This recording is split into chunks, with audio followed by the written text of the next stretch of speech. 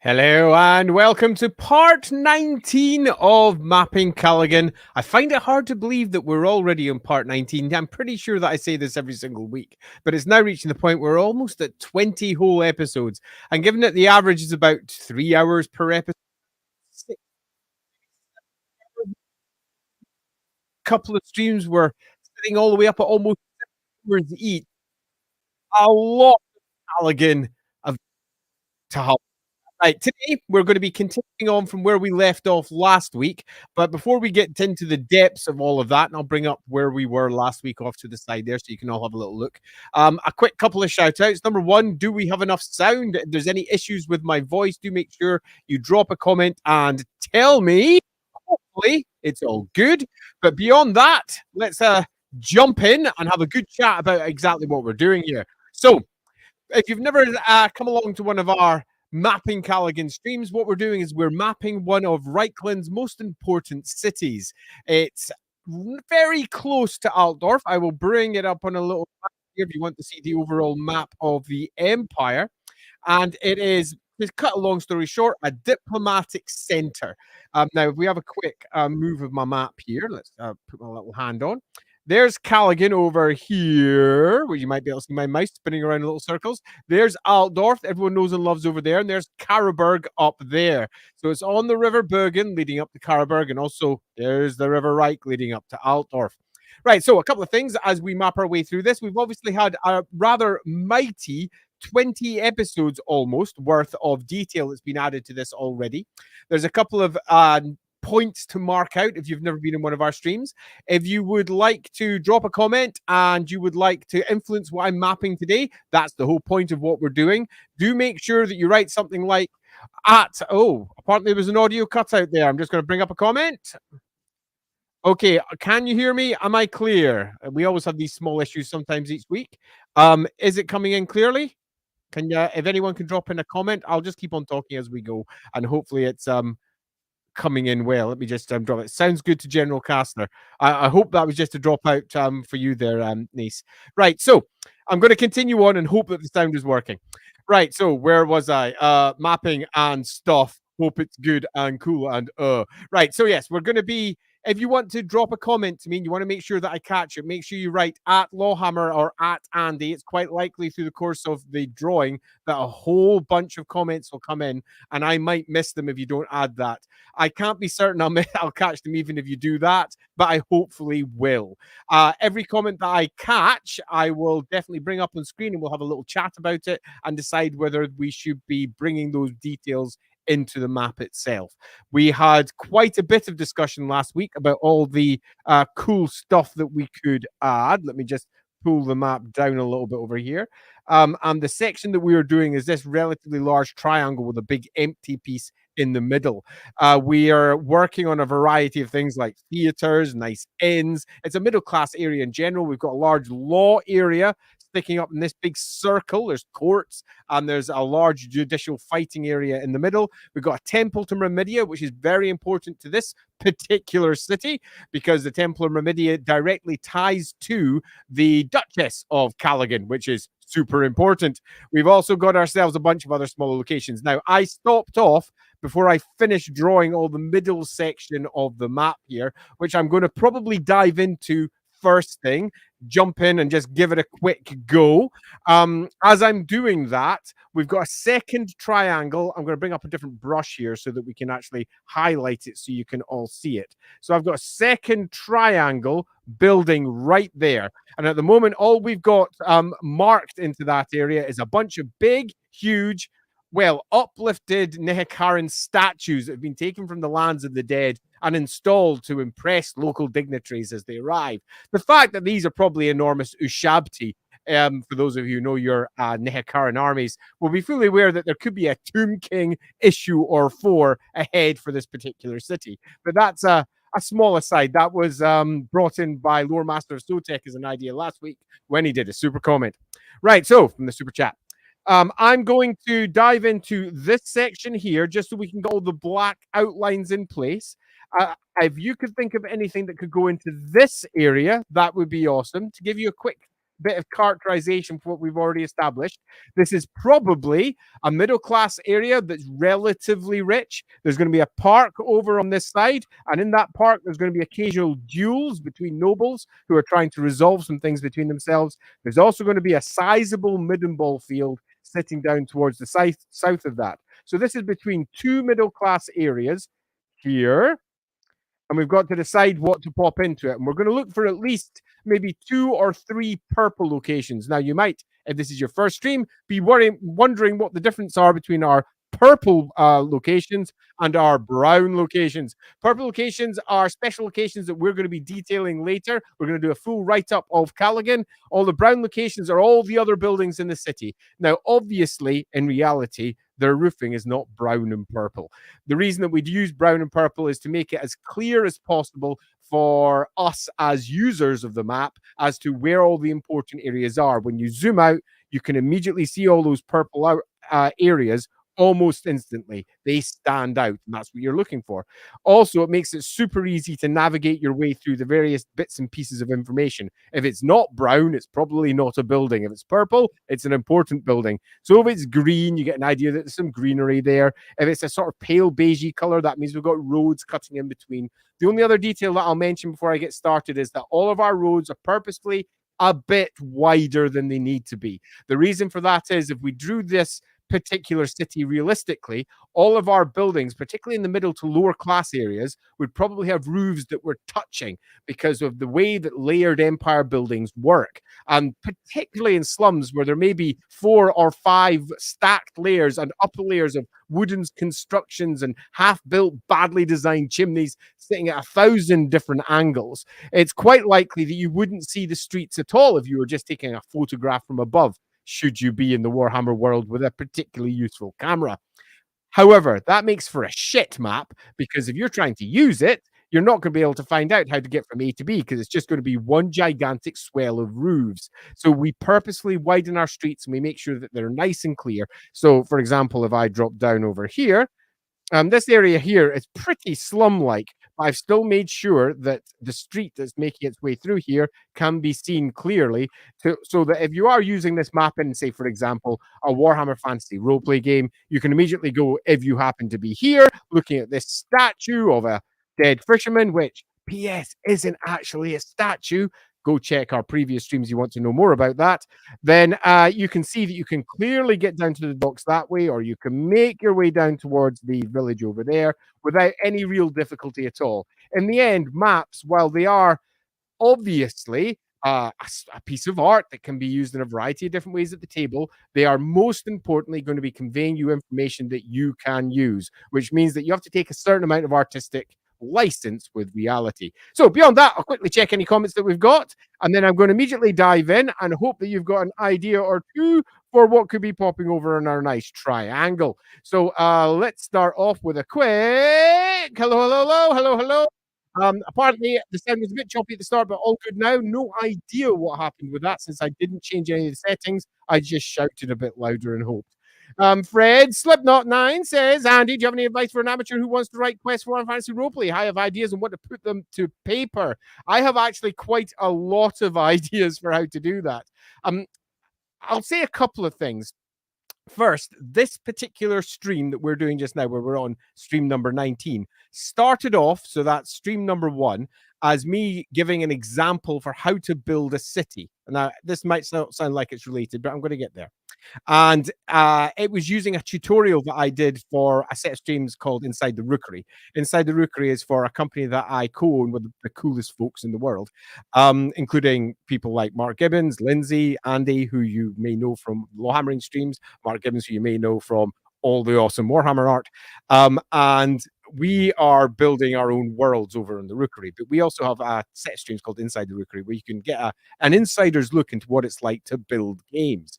And one of the tutorials that I made for Inside the Rookery was, how do you draw a city? And this city here that we're building just now uses the techniques from that tutorial. Now, in this case, there's a link directly through to Inside the Rookery inside the description for this file on YouTube. So you can literally scroll down and click through to Inside the Rookery and get access to that tutorial. It's like a Patreon £5 thing or whatever. But I haven't actually done a tutorial for writing down quests, how to build up, for example, an idea for a step-by-step process for writing your own adventures. And you know what? I think I will. So I'm gonna put that onto my list for things that I'll actually explain in some depth, because I could sit here and warble away, but it's only gonna be a couple of spiky ideas rather than me sitting down and giving you a very clear, very concise step-by-step process for how to write up your own adventures with the cool ideas that you have, but you're not quite sure how to resolve yet. For example, one of the tutorials that I did for the Rookery very recently was how to write up locations inside a book about, say, for example, a city like Kalegen. And I laid out a step-by-step process for how to do that, because an awful lot of people do it very, very wrong. And I was explaining the basics for ensuring that you could build up a really cool, exciting city without wasting any time and without writing too much, which may sound like a bit of a crazy thing to say when we're discussing writing. So I won't detail too much more than that, largely because this stream's more about the mapping side of it than it is about the game building side. But I will organize one for Inside the Rookery. So if you don't follow Inside the Rookery, go check that out over on Facebook. It'll be The Rookery, I believe, at The Rookery on YouTube. But you can get through to those links kicking around on the description underneath this video on YouTube. Hello, Marie. Isn't all of this Mr. Law area? I'm not quite sure what you're referencing there, but the answer is certainly bloody yes. Yeah, I'm just going to bring up this comment as I slide by just because. Thanks. Love the Lord Beard's awesome last episode. Yeah, it was a lot of fun. I'm really quite happy with how that one turned out. That turned out really well. Anissa, could somebody who isn't noble get a trial by combat? Rarely, but yes. You tend to find that with the law, particularly for those who have got lower law, there's always a loophole that can be used or abused. You often have to remember as well that the law of the empire is based on the word of Sigmar, and the word of Sigmar is not necessarily 100% nobles are all that, although a lot of the laws apply to nobles because that's what they were created for in the first place. You've also got to remember that large parts of imperial law are based upon the teachings of Verena, and the teachings of Verena are all about justice, and justice has literally nothing to do with nobility. And to a degree, that causes a great deal of friction between the cults of Sigmar and the cults of Verena, both of whom have very different views of how law should be expressed. They're not the only ones interested in the law. There's other gods that have different views on everything else, but they are the primary ones that are worth mentioning. General Caster drops in, what are the colors of House Holzkrug? What about the town guard colors and all of that? Considering a settlement my party are going to visit is within their duchy, would the nobles who own that area use their own colors or those of the Holzkrugs? They would use their own colors. That's pretty much always the case. The state army, however, would use the colors of whoever it was that was mustering that particular regiment. So, for example, if Holzkrug was calling up, say, 2 or 3 state regiments from his duchy, and there was various other fiefdoms in there with various other nobles, regardless of their individual colors, they would come in and they would probably be wearing the colors of Holzkrug, if for pride, if nothing else. Having said that, though, that costs money, which means large chunks of the empire, for all they should be wearing colors of one type or another, just often aren't. There might be an armband, or there might be a sash, or there might be something hanging off of a spear, depending upon the local customs, how rich they are, and similar. As to the colors of the Holzkrugs, I've actually forgotten them. We have discussed them in a previous stream. I have a horrible feeling it might be black and red. They've got the swans for the white counterpoint, but I think it might be black and red. Come back to me on that one. I will bring it up in a later stream, particularly when we start detailing out all the state regimental parts. I think we discussed it in the state regimental stream. So that's when we were building the state army barracks. Let me just move the map down to that section. So I'll double check that and make sure. Let's just dump your comments so you can see that. That's the state army barracks down towards the southeast of the city. Let me just zoom out so you can see where that is in comparison to the triangle we're currently building up here. So you get an idea of where that is. I can't recall off the top of my head what the state army colors are. It's galling to me. Right, so let's move on before I get caught up in that one. Snader drops in. Do you think it's possible that there are people within the Empire who traced origins back to Nehekara? Yes, absolutely. Of that, there is absolutely no doubt. Indeed, in my version of Warhammer, one of the reasons why this channel is called Lawhammer, because it's my version of Warhammer rather than the printed version. One of the tribes is directly routed through to the Hekara. So that's one of the tribes of Sigmar. That is, however, something that I only hinted at in any writings that I did for roleplay. It wasn't anything that I actually codified in any of my work. But if you want to know what tribe it was the ones behind Ostermark. Yeah, my Ostermarkers look very different to others. In fact, if you've ever seen any of the images I've done for the ethnic diversities of the Empire, my Ostermarkers are, well, they look quite Karn, I suppose. You could argue that. Anyway, let's carry on. There's another hi, Andy there. Hello. Hi, I was called Sea Dragon. I'm the Lunar Sea. He's a Sea Dragon. Has he changed to a Merworm later in the lore? Nah. You tend to find that when these changes occur, that they're often categorically stated by individual people who are reading it or commenting on it, when often the lore that sits behind it is something along the lines of, and the locals say this, or and the guard have this and they say that, meaning that both parts of the existing lore can still exist. I can't recall if it was written like that in this one, so I don't want to make a categorical statement on this one, but the whole Merworm sea dragon thing can easily be mixed up anyway. And indeed, it is the law. Nice to see you, little master. I'm glad you're out there so tick. And then comes in off to the back of the Lorehammer episode on the Cathay Dragons. The Cathay Dragons. I can't say Cathay.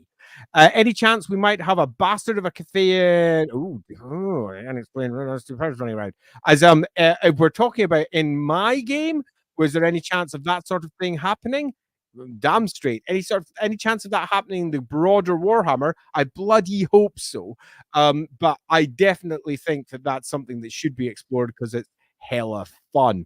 Okay, so that's all of my comments with that are atting me. As I mentioned right at the beginning of the stream, just in case you weren't there at the time, if you want me to respond, make sure you at me, Warhammer, or at Andy, or I almost certainly will miss the comment. Beyond that, I'm about to start mapping this section here that's currently black. I'm going to blank, pardon me. And if you've got any ideas for something that could sit underneath Sotek's lovely Nehekaran statues here, then do bring them in. We're looking for something that is relatively middle class in tone, that really does feel like it helps characterize this particular part of the city. So we want to give that idea of people who've got a certain amount of money to spend.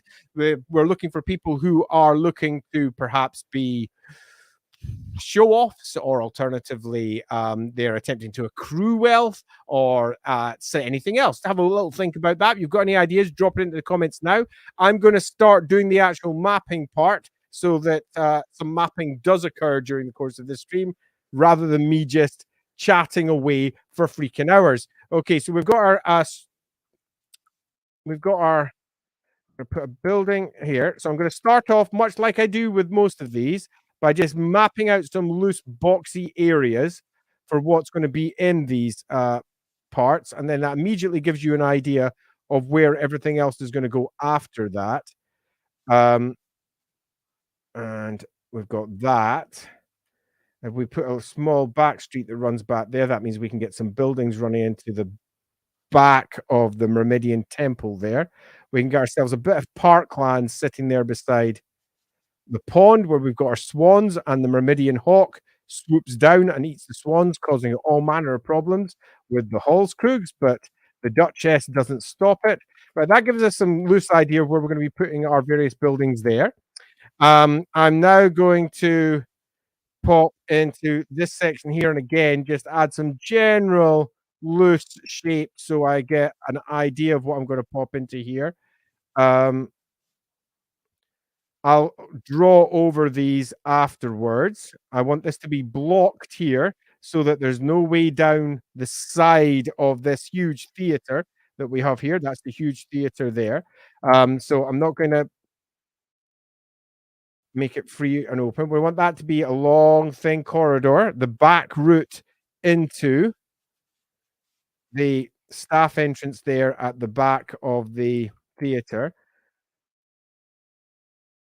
we've got a relatively large area here that's gonna be all brown buildings, as in not feature buildings. So if anyone's got an idea for something that could go into this area, now's the time to drop it in the comments as well. And I'll quickly check that before I go to town and drawing this area. I'm gonna lay a couple of background areas, side streets at the back, somewhere for PCs, player characters to get lost in at the back. Okay, right. That's it loosely laid out with a bunch of boxes. As Lindsay, that's my wife, but also player over in Lawhammer, our games that we play, likes to say, mapping is just drawing lots and lots and lots of boxes. Now, again, let me also remind you, if you want me to catch a comment, make sure you drop an at Andy or at Lawhammer on it, or I almost certainly will miss it. Okay, so I'm going to draw all these buildings. And once I've done that, we'll put in all the lines. Then we'll do the highlight and shading for this entire area, because this section here hasn't been highlighted and shaded yet to look like this section down here, for example. Okay, so I'm going to very quickly bring up the comments and then dive into drawing that all in place. So, whoa, there we go. Are you looking forward to next week's End Times chat? I bloody am. This Sunday at 4 p.m. UK time, we are discussing, and by we I mean Sotek and me, we are discussing the End Times. Now, it's a very unlikely chance it might turn to a different topic by then, but I'm pretty sure the vote's now largely done. Almost, I think it's almost 7,000 people have dropped in, and they've very much clearly indicated that they want us to discuss the End Times, what we think on them, what we would have done differently, what we think of each of the characters, how we might have changed the events if we done it. It's going to be a super fun chat. Also, that chat's going to be taking place on my channel this week, not over on Sotek's channel. So make sure you bookmark over on this side. I'm going to be speaking to Sotek this evening, probably. After I've spoken to him later, I'm probably going to set up the event. So if you want to go and find that over on YouTube, you should be able to do so, hopefully later this evening. So that's going to be next Sunday, End Times, the chat to end all chat. Do we like how the Warhammer world was blown up? Heron then drops in. The end of my message got missed off, running around Kalegen somewhere. What did you say at the beginning of your message? Oh, there we go. So yeah, sure, yeah. I gathered that was the idea, and given that's the case, then yes, I do think that's a good idea. Particularly given that we have strong, we will have a Cathayan presence probably in this town. We're going to be popping that up onto the big hill. We're almost at the point where we're going to be mapping those areas. So there's nothing wrong with perhaps having something hidden away down a middle class area somewhere. That could work really well. General Caster then adds, you saying about the awesome art made me remember a map showing how the people of the Empire look, and I've only just realized it was by you. Yes, it was, General Caster. I did that one. Heading down to Hawk Audley, bookstore. Bookstore's not a bad idea, and unless there's a better idea, I'll probably drop one in. AS stays in the Lithanar book. He can use magic even though he's not a wizard. What kind of magic is he using, and can all non-wizard elves use the same magic? So that's a big, long, complicated question. Discussing the relationship that elves have with magic and how it's different to the relationship that many of the other species have with magic. Cut a long story short, by classical definition, he's casting magic. Make your own choices there. But Lithanar, he's got some stuff going on. Yeah, that's for another stream. A high-class brothel believed to be a great secret, actually an extension of the whole Screw Spy network, could tie to the theatre as well, seeing as actresses historically tied to it being prostitution. You know what? I like that. Particularly because that fits in really well here. You've got your back alley, and then they're coming out that exit and coming into. I liked it a lot. Nice one, Heron. Again, unless we've got a better idea, I'll almost certainly be using that. Moving down to next at me, I voted for the Gelt hate rant. The rest of the end time stuff is just night bonus. We'll see if we get a Gelt hate rant. We have a lot to cover, and a Gelt hate rant for a whole stream by itself. Anyway, that's all. Again, as I mentioned before, if you want to make sure that I catch the comments, at me, at Lawhammer, and I'll definitely catch it. If you don't at me, I will skip it, and I'll presume you're speaking to somebody else. Right, so I'm definitely going to put ourselves some form of prostitution over on this side.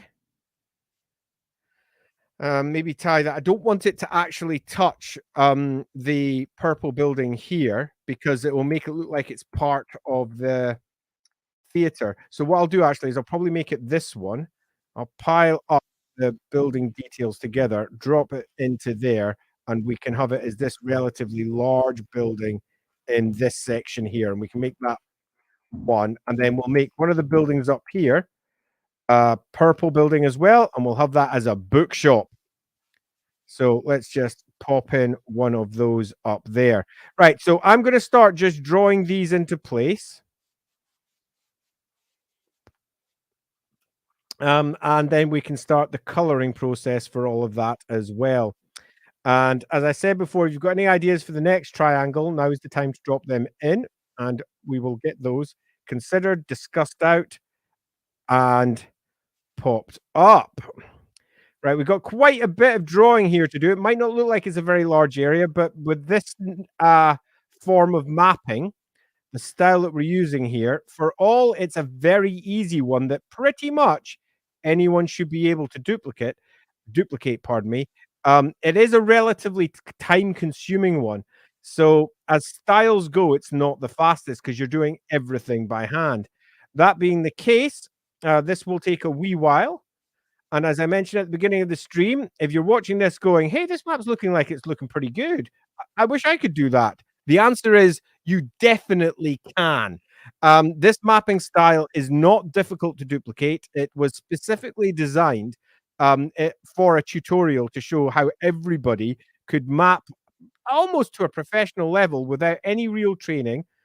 All you require is a little bit of practice and some form of digital program.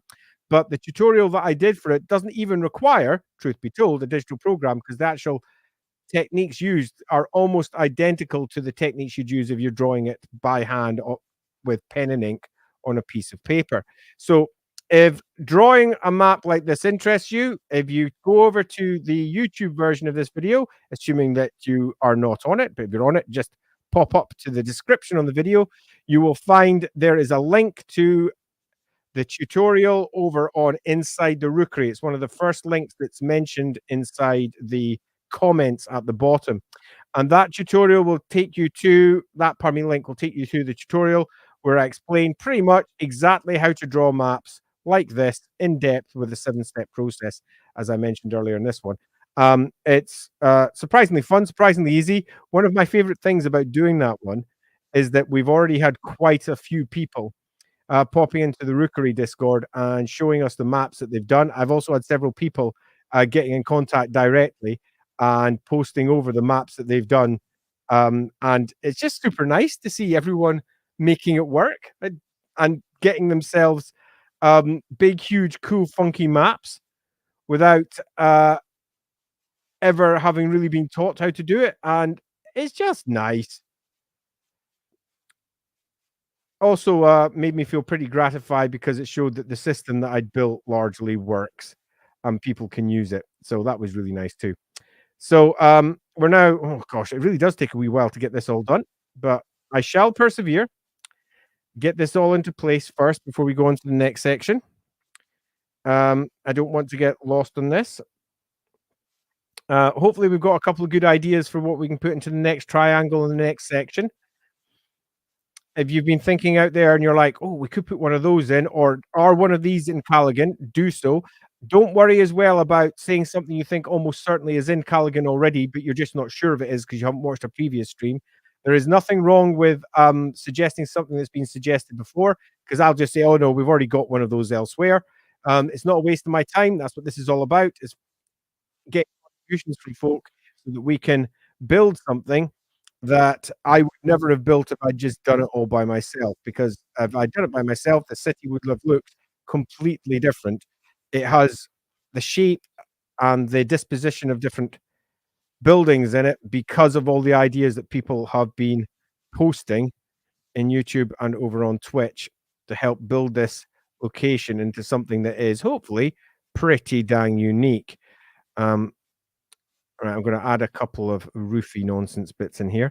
Now, I'll also drop in another couple of not obvious statements, but it's just worth making sure it's clear. The elves, the roofs that you would find here in Kalegen would almost certainly be nothing like the ones I'm drawing. The ones I'm drawing are all relatively straight. Whoops, I've just changed brush by mistake, I think.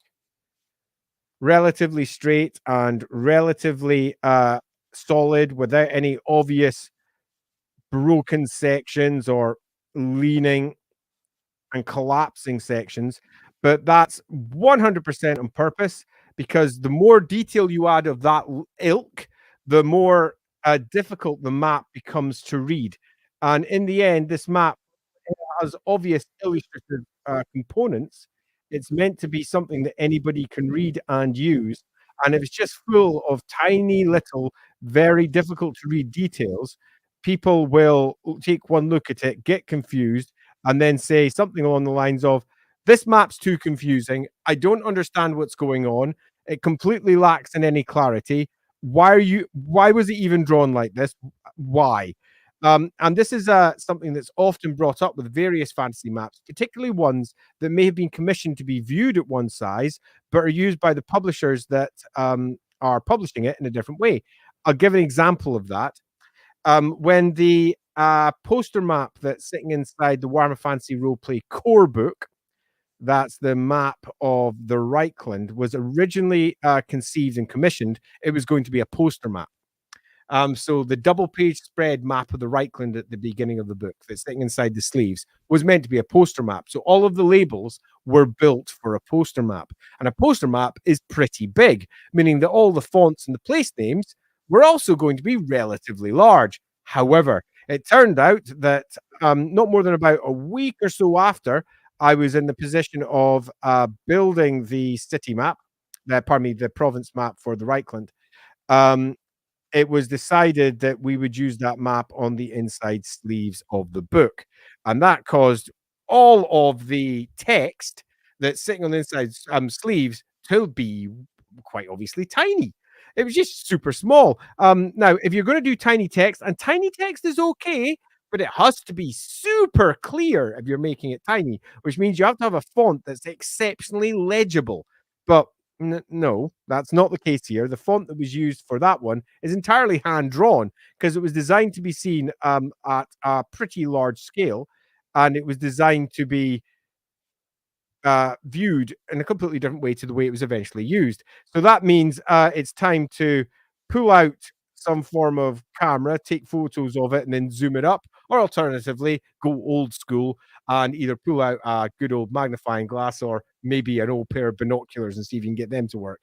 And that's just not great. It did, however, look pretty great inside the book. It just wasn't hyper functional. So it wasn't useful. And given that I've been banging on about making sure that your maps are useful pretty much from end to end with this stream, right the way from episode 1, I've been discussing about making sure that you keep your map as usable as possible. That gives you an idea about how maps can sometimes lose their utility by the very nature of how they were constructed and then later repurposed.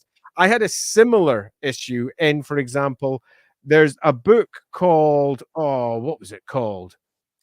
Grudge Lore? Grudge Lore. It's called Grudge Lore by Black Library. And that one was by Nick Kime and Gav Thorpe, as I recall. And that book was unsurprisingly entirely end to end about dwarves. And I did quite a few of the images in that. And one of the images that I did in that was designed to be a mere, I think it was as small as half a page, just under half a page, almost a third page, half page image. And that's really not very big. It's quite small. And it was to convey quite a lot of detail. So in the end, I had to do quite a lot of tiny little details that would have looked far bigger on a far bigger map. And I was left going, the scale here is not quite right. So I made the writing a bit bigger at the side. I messed around with the scale a bit more. It still didn't look quite right.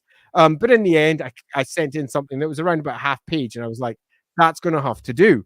And they ended up using it as a full page image, but only paying for the half. If I'd known it had been a full page image, I'd have redone it entirely, end to end.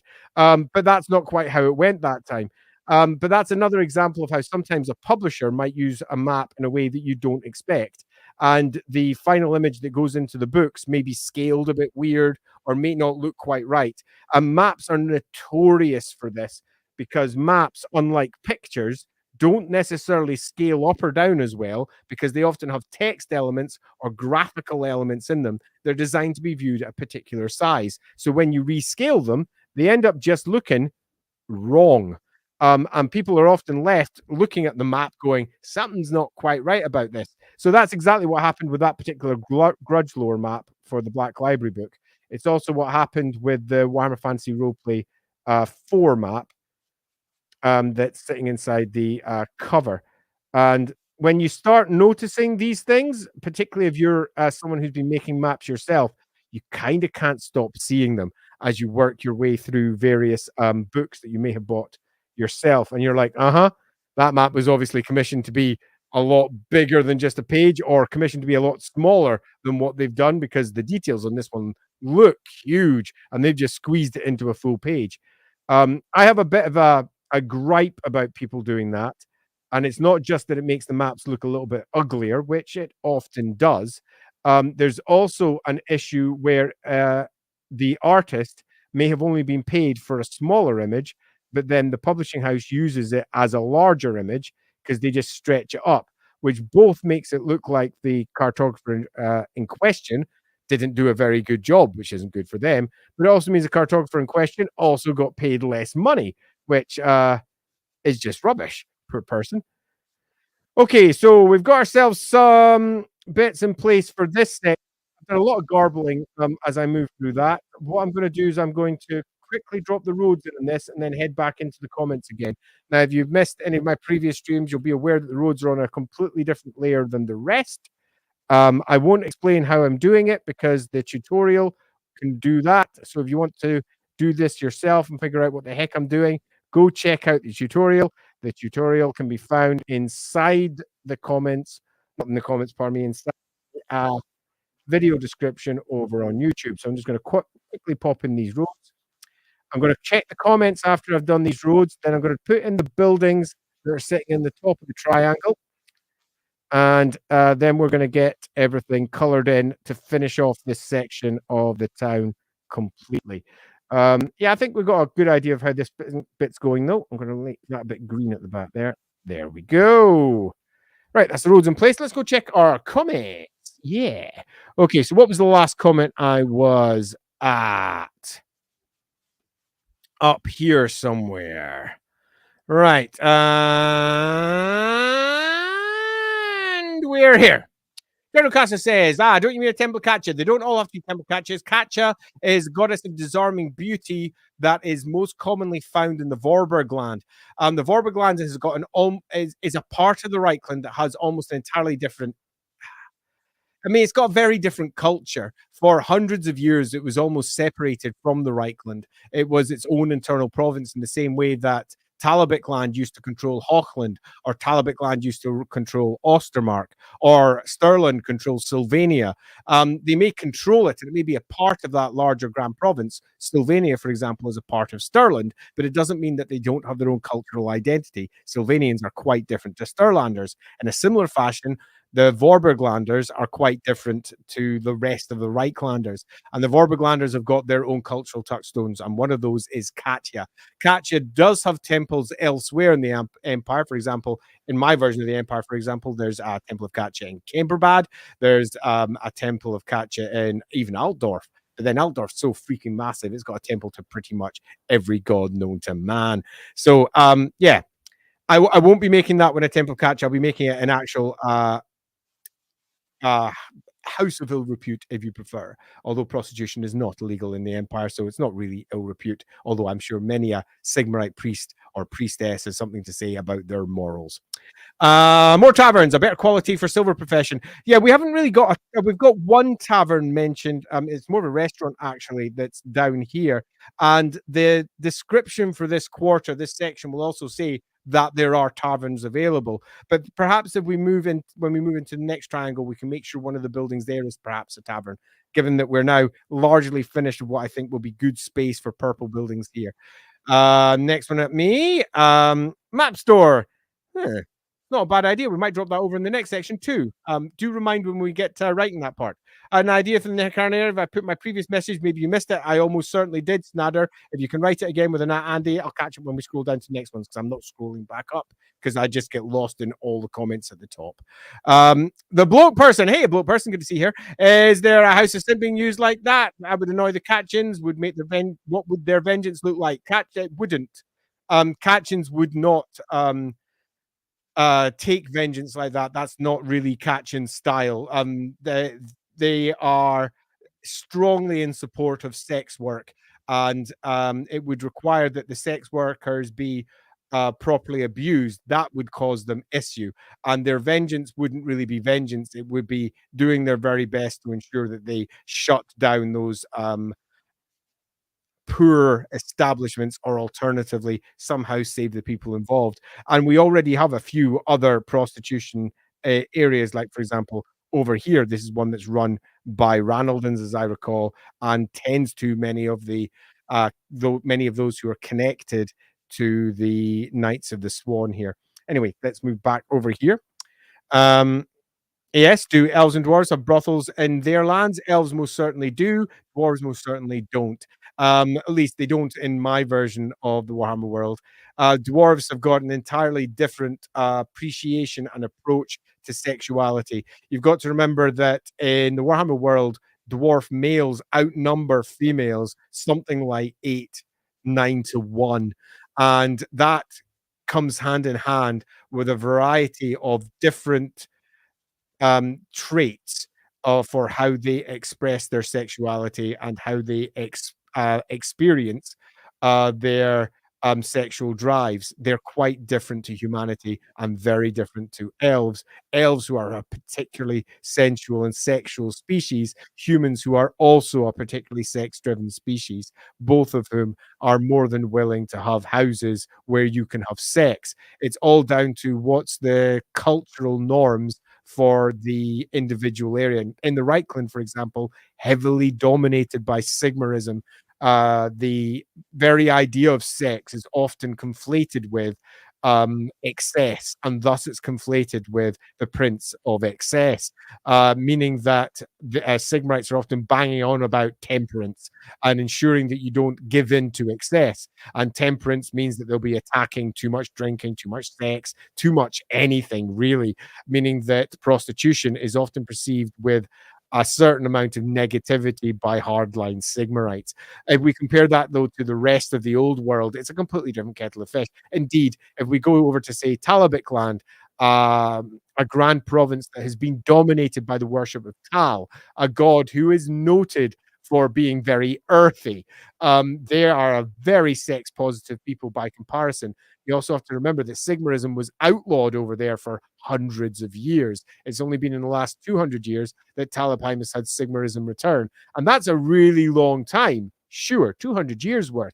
But that's standing on top of literally thousands of years of Tal worship and Raya worship and a great deal of sex positivity. Sex to the Lutens, that's the tribe that founded Talabikland, is a completely different kettle of fish than it is for the good old Umberrigan people and Reikland that followed after their old tribal lands. So, cut a long story short, it is down to cultural differences, but more of them are sex positive than aren't in the Warhammer world, although there is a great depth of real world puritanism that often seeps into the writing because individual writers don't really think too much about it and forget that other species, like, say, for example, the elves, just are different. Sex to the elves is completely different to sex and how humans appreciate it. And if you make your elves just humans with pointy ears, I think you're doing them an enormous disservice, as has been mentioned in the actual lore of the game multiple times. I'm going to give it a go. Sing your name. We're ready. Shir Aj Irajan. Shirajarajan? Shirajarajan. I have said that completely wrong. Is it Shira Jirajan? Shira Jirajan? Shirajarajan? So many different ways I could say that. I'm going to stop now. Worse, it was that oddly. It wasn't even to me. So I'm just going to move straight on. A lot some guild residents. Thanks. That's a really good one. I say that one, Diego or Diego, because we already have it. Enormous law offices sitting this big oval shaped area here. This is where all the courts are. There's various cult additional buildings there and offices. It's not necessarily where the lawyers are. The lawyers will be making their way to there, but there is definitely a lot of law buildings right there. Snatter drops in and says perhaps the Nehakarans are in frequent contact with Arkan the Black or Manfred and are given missions with grand rewards to continue the search for the crown of sorcery. Whilst awesome, I think that that is probably unlikely here. There are no real Neherkarans here, for example. It's just some statues. It's some stuff that's been bought, stolen, or otherwise acquired or gifted even to the local Hallskrug family, and some of which is on display, particularly the most impressive of which. So it's not really that there's Neherkarans that are actually in contact with others. However, I'm sure there are individuals who are looking at these things and thinking, perhaps they could be used in a variety of ways or something different, perhaps even Arabians or even a rare Nehekaran something or another. So I definitely think that there's a plot line that could be picked up here. However, I think that having them in direct contact with the highest of the high in this case is probably unlikely. The search for the crown of sorcery at this time, though, is almost certainly to be a search that is going to lead them over to the east. Crown of Sorcery is about to make an appearance in a few years' time. Oh, Codley drops up. So you've mentioned that there isn't barely any escape present yet in Kalegen, correct? Would that mean that there isn't a Rat Catchers Guild as well? No, it wouldn't. We do have Rat Catchers, and we have a variety of other guilds as well. Skaven are definitely not the source of rats. They are just often coming hand in hand with them for, I think, fairly obvious reasons. General Caster pops up. Does the city manufacture its own weapons for the troops, or does it import them? Do they make any heavy equipment like artillery and black powder weapons, or are they fairly basic? So they don't make black powder weapons here, nor do they make any artillery. They do ship in cannons because they do shipbuilding. And we've got established stories for our shipbuilding sections where they've been making relations with Karaberg, with Nuln, and with Schmiedorf down in southern Middenland. If you don't know Schmiedorf is in the south of Middenland. I'm not sure if I've got it on the map over here. I'm not sure how old this map is. There's Schmiedorf just in the top corner. You probably just see it up there. There's Schmiedorf. It's one of the most important unspoken about locations in Middenland that there is, because it's where Middenland constructs its own cannons. It is right down at the south because, as we all know, Ulricans don't exactly like black powder weapon. They consider it to be a dishonorable thing. Doesn't mean Ulricans don't use them, nor does it mean that Middenheim, for example, doesn't have a lot of cannons. It does indeed. It's got one of the largest cannons in the entire known world come the end times. So, but that one came from Null. So that's where they've had close relations, and they've been doing trade up and down the right to get that. But a lot of that's had to come through Altdorf, which means taxes. And not only does it mean taxes, it means that the Hallskrugs have had to exercise their political pressure to ensure that it gets through without being stopped by supporters of the Emperor, because the Hallskrugs and the Imperial line do not get on so well. Raziel Ba, hey man, hey! Saw you on Sotek Stream a few days ago. Delighted that you're here. You just have to compliment the N7 hoodie. It's a great hoodie. I also have an N7 hat. In fact, I have too many N7 things. Let's just not go into that. I have the same one. Oh, cool. Glad you have it. The one I've got 3 different ones. One of them is pure cotton and is in fact the fucking best. I've got sensitive skin, so anything that's not cotton tends to not work well with me. My other 2 are made of various artificial fabrics, which I can wear as like a jacket or something, but they're just not as good. The zips are also kind of plasticky. The original cotton one I got directly from BioWare over in America when they were selling them, and it's a fine one. However, the zip is for the UK back to front for me. In the UK, it's a woman's zip because it's left to right rather than right to left or whatever. But I'm so used to it now because I've got 3 of them. I've worn them so often that what's considered to be a normal man zip, I actually find weird, and I get back to front. So that's something. Also, congrats on the best mustache and twist. I still need to get that curled up, don't I? You should get an award. I mean, look at that. It's kind of mustache that makes me think everything will be all right in the world. Certainly will. Should have seen me a few years ago after COVID.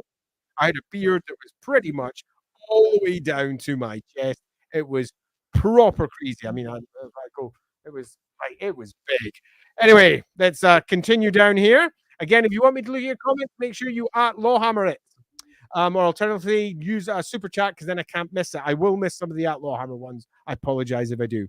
Where would the Smith's resources materials come from? Would they receive raw ore? Yes. Would they have a processing on site? Yes, they do. Or would the Smiths have more commonly received effective steel blanks, local lumber mills? Or would the city receive finishing timber for both? Yeah, these are all really good questions, Drunken Mystic Iron Wrong.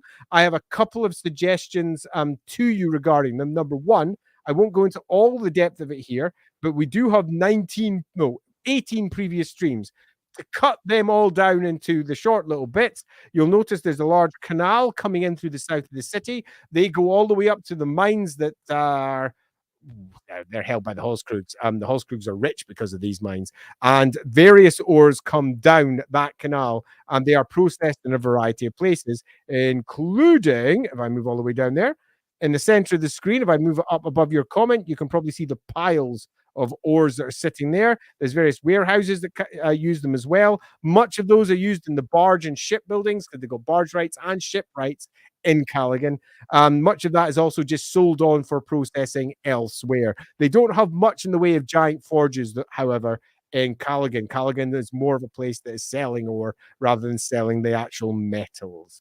Lucius asked, where's Kalegen? You didn't at me, but I'm going to quickly mention that one anyway. You can see Kalegen on this map here. I'm going to quickly mark it out. Here's Altdorf. This is the River Reich going down to Karaberg. This is the River Bergen. It goes up to Kalegen.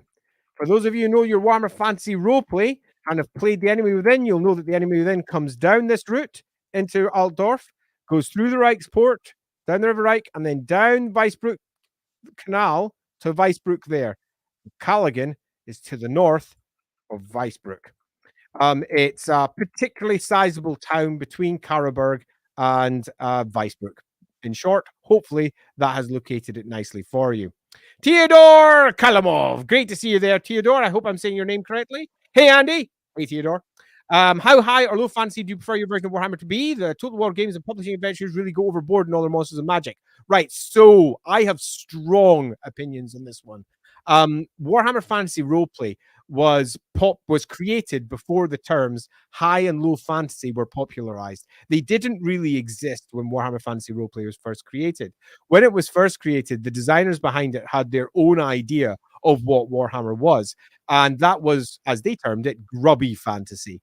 That means that it could have high elements, low elements, and everything in between, but there is always a certain grubbiness about it. That's both grubby that's physical and grubby that's metaphorical.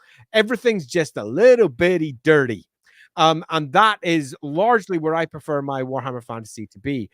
When I did the Warhammer Fantasy roleplay streams that I'm currently doing for Lawhammer, we had a discussion right at the very beginning as to how high or low fantasy we were going to pitch it, because a lot of people have their own versions of exactly how Warhammer works. Some people prefer almost no wizards to be seen, no monsters to be seen, dragons to be distant, something that lies in myth rather than flies over the lands. Others like to have gyrocopters jumping into fights with griffins in the air, with wizards throwing spells, with war dancers jumping over everything and shrieking out various dedications to Loek or perhaps even Kane.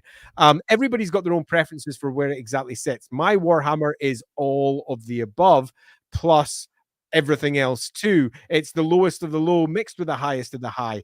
But one thing that we did with our game that is quite untypical for Warhammer Fantasy Roleplay is that we decided that all our characters would be people of consequence. Doesn't mean they're not grubby. Doesn't mean that the adventure isn't wallowing in the same shit that any other Warhammer adventure wallows through.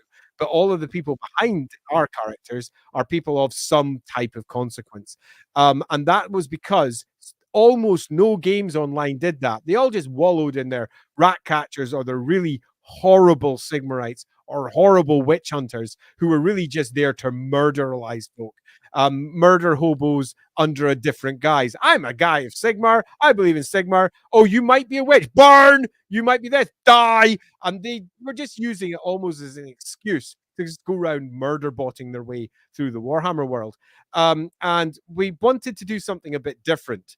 because everybody out there who had been around in the first edition era was fully aware of what low fantasy looked like.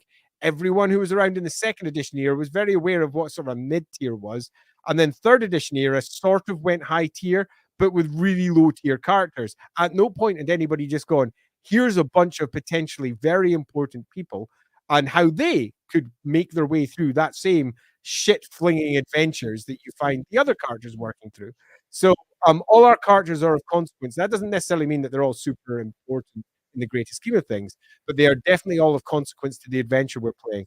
The enemy within adventure generally assumes that everybody is a beginner PC, that everyone has never really had any adventuring experience and has no connections. In our version, the Enemy Within campaign is the story about our PCs. So I took all the story beats that happened across the Enemy Within and thought, what does that mean if those are the story beats of my PCs? And that was the set of characters that we built to go into the adventure. So to answer this one, although I spent perhaps a little bit too much time in this one, what is my preference? All of the above. Okay, any more attendees? Oh, lots of comments, loads of chat, loads of chat. Glad that it's all going wonderfully well there. Lucius, the Eternal. What are you? Irish? Absolutely not. In fact, Dan, one of my players who is Irish, is cursing you right now.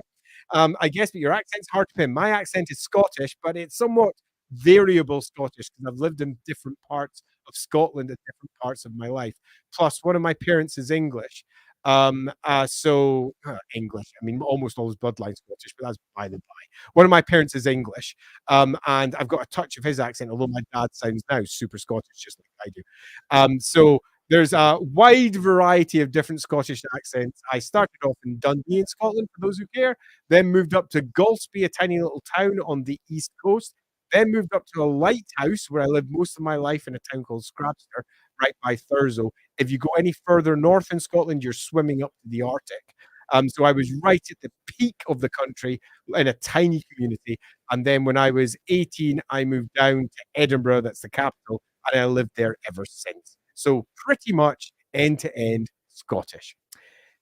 Yes. Hey, Andy, does the White Tower of Hoeth only have magical lore, or does it include? It includes all lore. It's dedicated to Hoeth, the god of wisdom, lore, magic to a degree, and everything else in between. If you can learn it, Hoeth is about it, and that includes everything from learning weapons to learning magic. I mean, the lore masters, after all, of Hoeth are very much centered there. The sword masters of Hoeth are centered there, learning their two-handed skills. If you can learn it, you can learn it at the White Tower. It's a far broader thing than is often represented in both the war game and sometimes in things that are directly referencing the war game, because they are only interested in the clear stereotypes for telling a quick story. But if you're looking at the greater depth of it, the White Tower of Hoeth is freaking fucking huge. And one really good example of just how big it is and how much knowledge it contains is the original Sword Master of Hoeth image that was created for the 4th edition army list by Mark Gibbons. I'm going to quickly see if I can find that image. So if I go Mark Gibbons and Sword Master. I love this image. It was there it is. It's gorgeous. Um, I absolutely adore this image. I'm going to bring up a copy of it and bring it up on screen so you can see it. Just copy a really poor, low quality one. Don't like this. I might choose a better one. Oh no, no, no, it's all right. Copy image. I'm just bringing it up on screen. Ah, look at that. Oh yeah. Ha! Oh yeah. Okay, and in the background, see that city on top of a tower? That was the first image of the White Tower of Hoeth. Might I also say that Mark Gibbons is just fucking awesome, isn't he? I worked with Mark Gibbons over on the Rookery. We were discussing inside the Rookery near the beginning of the channel, and also discuss this stream. I mean, we're also discussing Mark Gibbons. We're also, pardon me, discussing the tutorial for this map, the map that we're creating here, which was done on Inside the Rookery. But Mark's my partner over in the Rookery, and Mark is just the freaking best. Look at that. When I can't remember how old I was when that came out, but I loved this image so much that I redrew it myself 4 or 5 times, just because I loved copying it, because I loved pretty much everything about it. And just look at that ridiculous White Tower of Hoeth in the background. It is truly, truly enormous and pretty freaking awesome. just zoom out a little bit so we can see the whole image there. Oh, yeah. Look at that. I absolutely adore it. Right, anyway, let's carry on. Hey, Tech. What the space in front of the Nerkar statues is a small outdoor area to display sculptures and larger, heavier art pieces commissioned from famous artists that are cycled out on a semi-regular basis, like you see often in modern cities. Love it. And I think that's a great detail. And yes, let's do that. And anything else to me before I jump off into everything else? Oh, there's another couple before I go. Up past Inverness, my grandfather's clan gun hails from up there. I lived way past Inverness. Yes, Inverness was the closest cinema to where I lived, and it took 3.5 hours, 4 hours to get there. It was a long time away. Lighthouse, what was that like? Isolated, a lot of time for painting and playing Warhammer. I had every single army that the game offered. Theodore, how much do you prepare before your sessions? Depends on which ones I'm doing, but not much. I've run the Enemy Within campaign, for example, about 20. I've started it about 26, 7, 8 times, something like that in my life. And I've got to at least Death on the Reich about 20 times. I've got up to Power Behind the Throne. This is where the numbers start crashing. About 6 times. Then Something Rotten in Kislev about 5 times. And then right through to the end, only once or twice. I can't remember. Okay, once definitely. The second one didn't quite finish. It was almost close. I mean, we were in Empire and Flames. Um, and because I've done them so many times, I remember them really quite well. But beyond that, I've also written them. Enemy in Shadows, the first part of the Enemy Within campaign, I wrote a huge chunk of that. I also produced it, which meant I went through every single last word and made sure that everything that was being set up to connect to later parts was already in place. So yeah, I know it pretty well, meaning that I don't need to do necessarily as much preparation as others.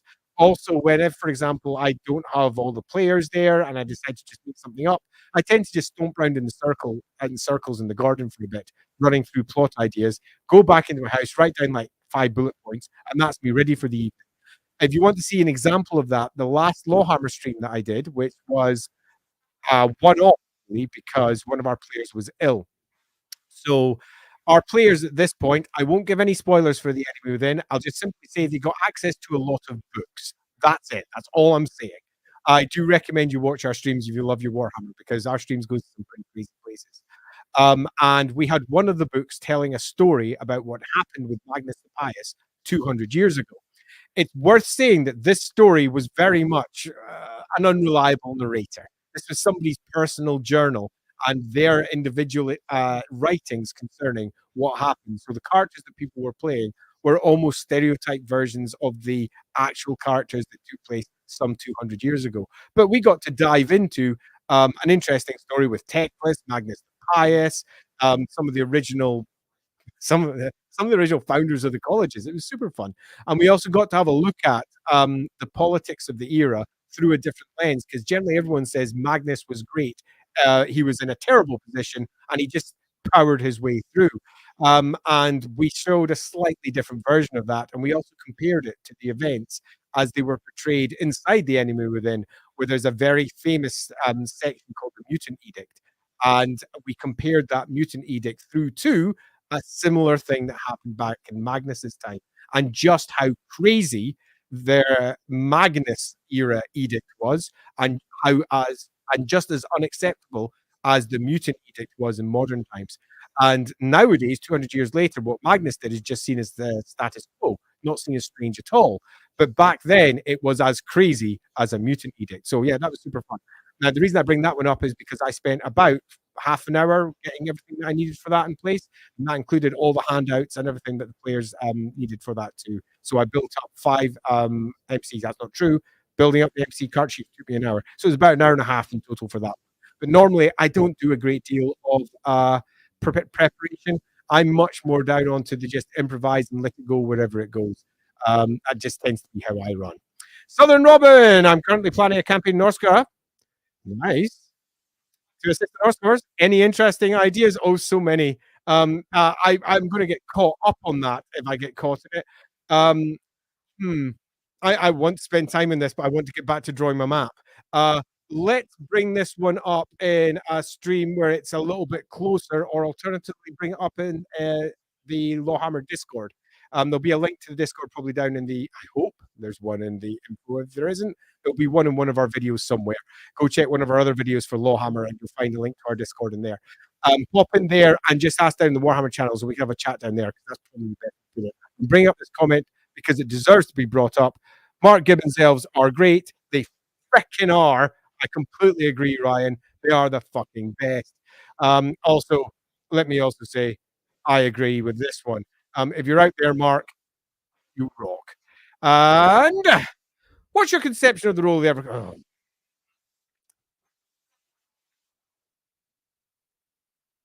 I pause on this one because the Ever Queen is often completely sidelined because they forget that she exists. And they assume that Ulthuan is run by a king and that's it. And they forget the queen's there. She's basically there to pop out a kid and be done with her. And that sucks. I have a lot of opinions about the inherent accidental sexism that has been applied to the elves, which doesn't really exist with elves. The elves are one of the most egalitarian of all of the societies when it comes to this sort of thing. There is the sexual characteristics that lie between the sexes with the elves are just completely different to other species.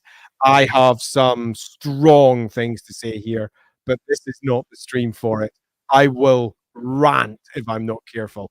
I do love a rant, though. Let's just say that I believe the Ever Queen has not only been sidelined, it has been completely fucked up in terms of her reign can work at all, because they focused so much on the Phoenix King and forgot that there was also an Ever Queen over there who is still alive or not alive, who has descendants or doesn't have descendants, and they've rewritten it and tweaked it in various places, and none of them have really done it justice, nor really worked through it very well. So I'm just going to say, yeah, yeah, the Ever Queen. She is a very poorly handled position. Anyway, let's move on before I get into rant mode. Oh no, there's one down there. I'll just King is more powerful than Queen. Duh. For a country that was throughout the vast majority of the writing of all this ruled by a queen, you think they'd know fucking better. North Dwarf Lordbeards would be awesome. I'd enjoy that one. They're super interesting, largely neglected. Agreed. There's also an amazing North Dwarf Total War mod, which makes a really fun campaign. Huh. I was unaware of that because obviously I'm unaware of any Total War thing. Yeah, I'd be well up for that. Let's bring our map back so we can get this bloody finished, because I want to get this section finished. So I'm going to head up over here. We've already been an hour in and we've not even finished off this section. So I'm going to dive into this section to get it done. How about, I think Sotek sort of suggested something like this in a previous stream, but I think I'm going to run by his advice, because many of the questions you're bringing up are super cool, but they're not necessarily related, but I want to talk about them anyway. So what I'm going to do is I'm going to stick to the comments that are about the map and about things that are related to what we're doing in the map, unless it comes up as a super chat or something like that. If that comes up, then I will definitely answer it. If not, I'll skim through most and suggest that you drop them into Discord. I think that's a good way of balancing off. If you're desperate for me to answer, at least you've got a method that you can do so. Right. That being the case, let's see if I can get this going. Right. Lines. Color. Go.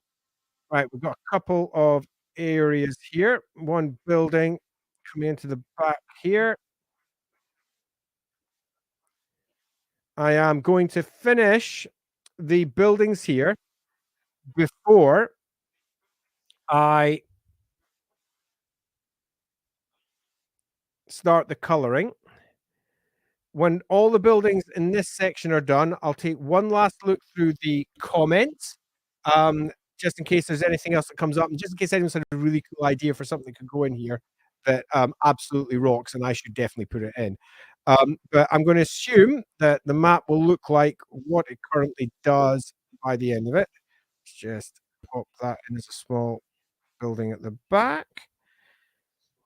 Once I've gone through those comments, we will do all the coloring, so it's all done up to about the same level as this section over here that I'm currently scribbling on. And I'm making a larger building. Fence that section off. Lovely. I'll do all the coloring, so it's all done like that. I'll check the comments one more time.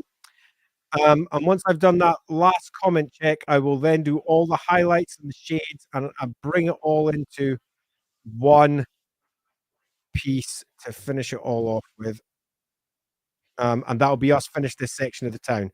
Now, if I go quickly, I can have that done in about the next 5-10 minutes. But if I keep on stopping to chat, which, let's be honest, is my preference, that will take longer. So I'm going to definitely only stop twice when I do this section, because if I don't, I will never finish it. Let's make that have a like large townhouse sitting at the back with a clear divide with two different heights, small stables, and off to the side, and we can have that all connected through by road. And finally, one last one here. Then we'll get up to the top, and that'll be us finished our drawing for this section. Okay, this is beginning to already look like a place. I'm getting the feel for it and how it all works. Larger building here. A little bit of land to the back of it.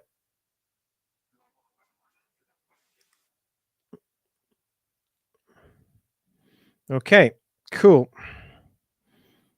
That gives me the basics of the shapes for the last section. I'm going to put in the roads before I come and join you all. And then we're going to do our coloring. Okay, so we're going to have that there, that there. In fact, I'll do a couple of extra lines just before I do the comments, because I want to connect all of these through. And I want to do that with the roads. So let's just bring up my roads one more time. Have I done all? I've done all my roads yet. Get back to roads, back to roads, back to roads, back to roads. Bad, Andy. You haven't done everything that you wanted to do yet. Excellent. And that is everything I want to do. Right, let's get into my lines now. And we'll dive back into the comments again and make sure that we've got everything covered. So this is just to add a little bit of extra definition around the roads that we've put in place. Make sure that they're all legible and can be seen by anyone that's using the map. Again, if you want to know how to do maps like this, just pop into the description for this video over on YouTube, and you will find a link to my tutorial that I did for Inside the Rookery, which explains step by step how to map like this. That will probably do. Oh no, I'll just tighten that a little bit, make it clear. Just tighten it on the road as well. Let's check the comments, and then I'm going to color this in. Hey, we're making progress. Right, so there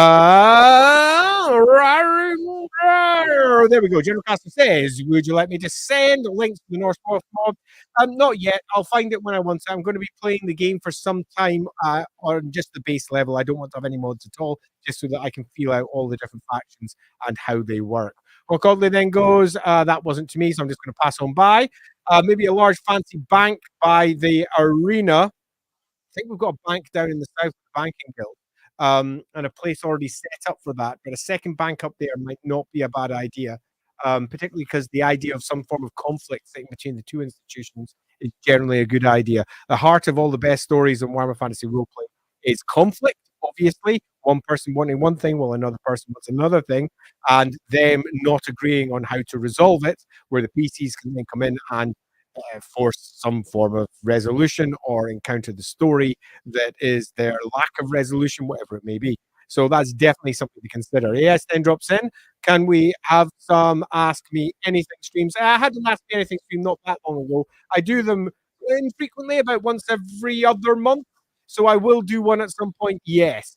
Erin then drops up. I vaguely remember somebody suggesting a tavern patroned by students of both fencing schools last year. Yes, there was. Having it tucked into that triangle between the two schools would make sense. I agree. That is a good idea, Heron. Plus, it would be right next to the unofficial dueling range. Should things get too rowdy, they want to take it outside. I again agree. That's a really good idea. So, oh, not quite there. Hey, nice to see you there, Phil. So the Hurricane statues are just out in the open.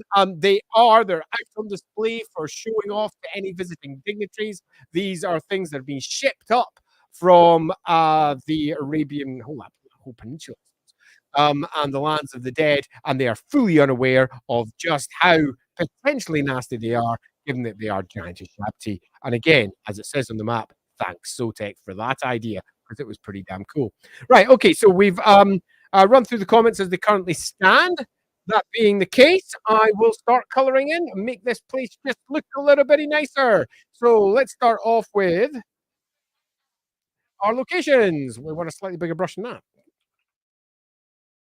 So we're going to have ourselves some form of bookie shoppy thing sitting in here, which we will mark out in purple.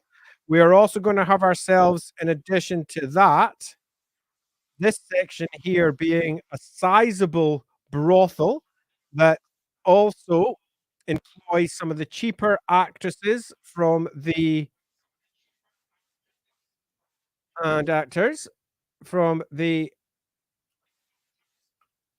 rather large, well, we put an arrow there, theater there. That's it for purple locations. So I'm now going to go into my brown. And if you're not sure what the differences are between those, you can just ask and hopefully someone will tell you in the comments. Well, I'm quickly filling in the color in all of these. Once I've got the color in all these, I will then jump into the comments one more time. And that'll be the last time that I take any ideas for the next section, which is here. Oh, no, not the last, because I'll do the highlights and shades. After I've checked those comments, I'll then jump into the highlights and the shades on the buildings that we're just coloring in just now.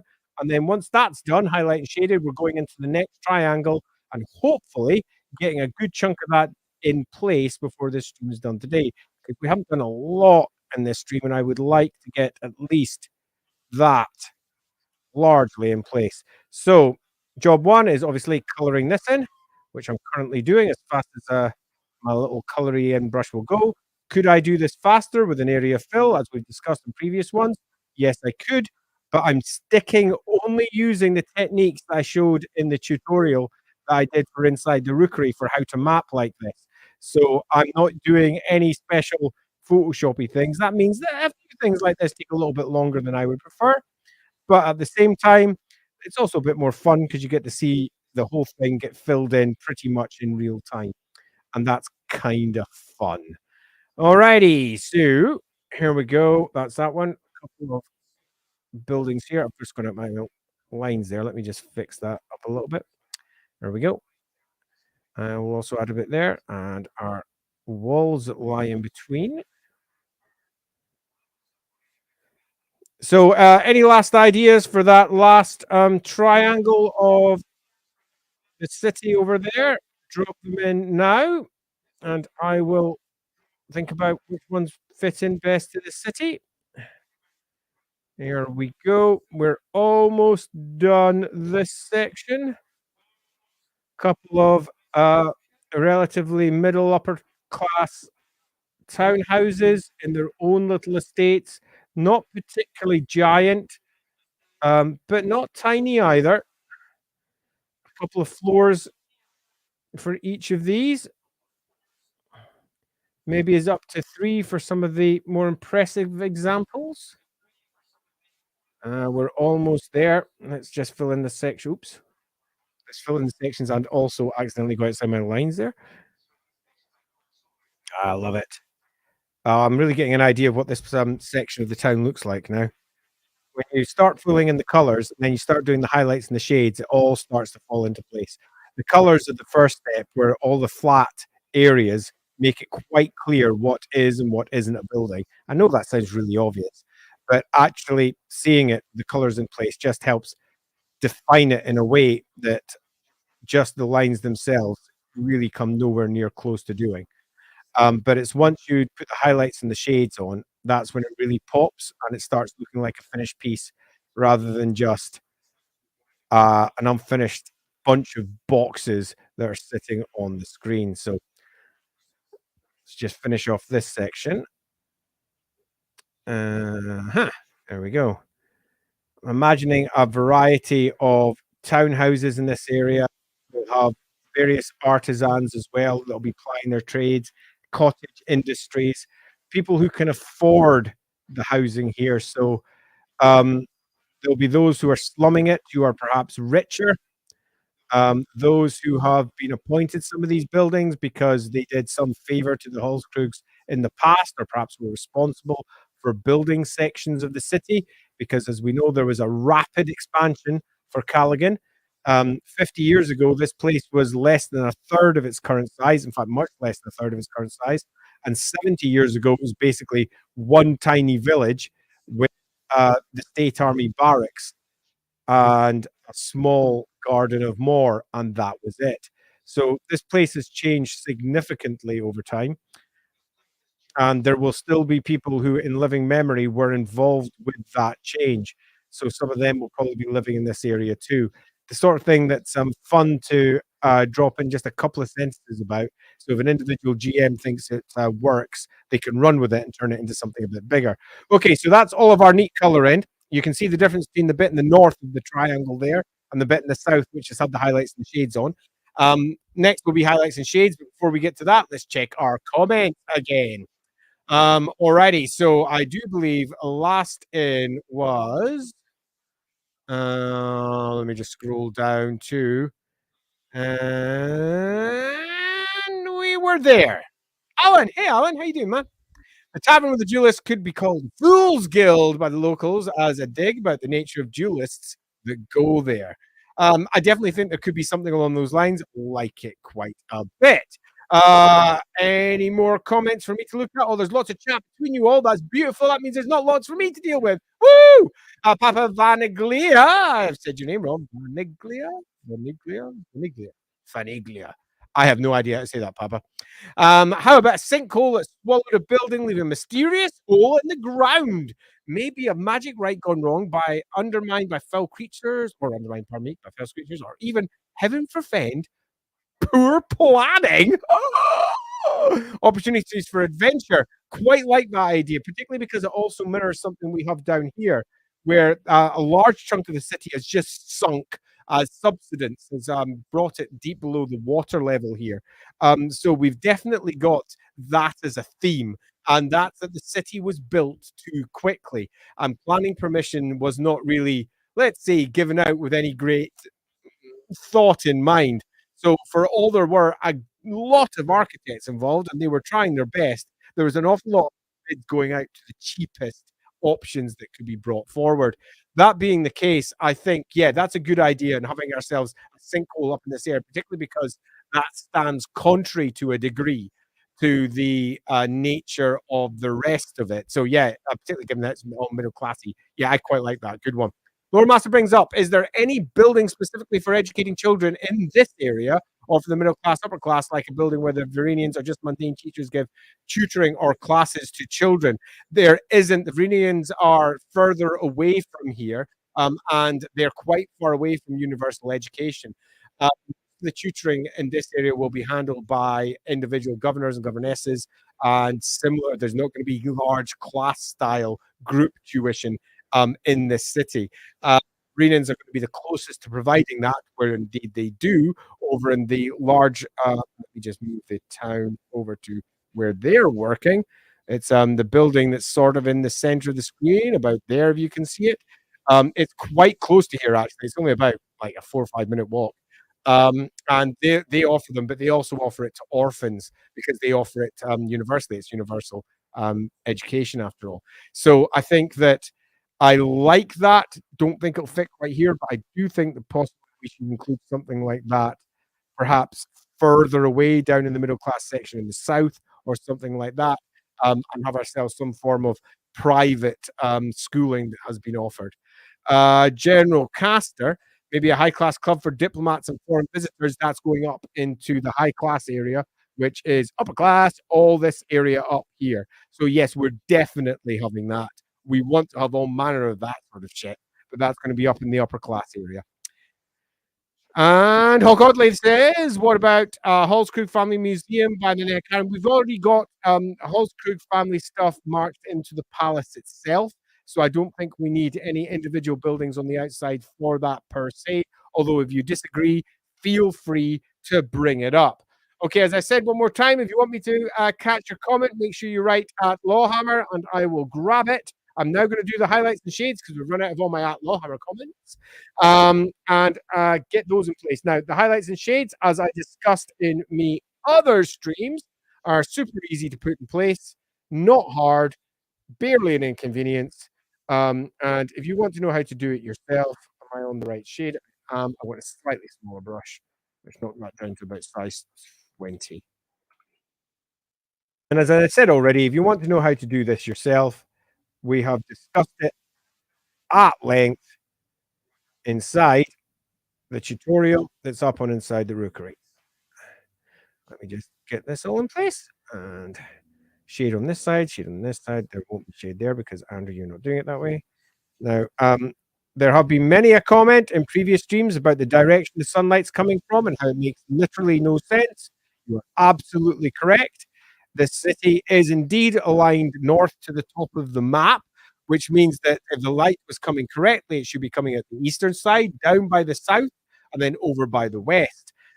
Instead, though, the light is coming from the north. And there is a good reason for that, as I've discussed in most of the other streams. I'll cut it all down because we won't want to be duplicating all of this for those who have been in several of the streams so far. But to cut a long story short, it's because it's how we, as English and Latin readers, so any of the languages that come with Latinized alphabets, is how we read from left to right and down, and it just looks better because of that. Is it the only way to do it? Absolutely not. Could you do it a better way so the lighting is all correct? Yes. Does it look better?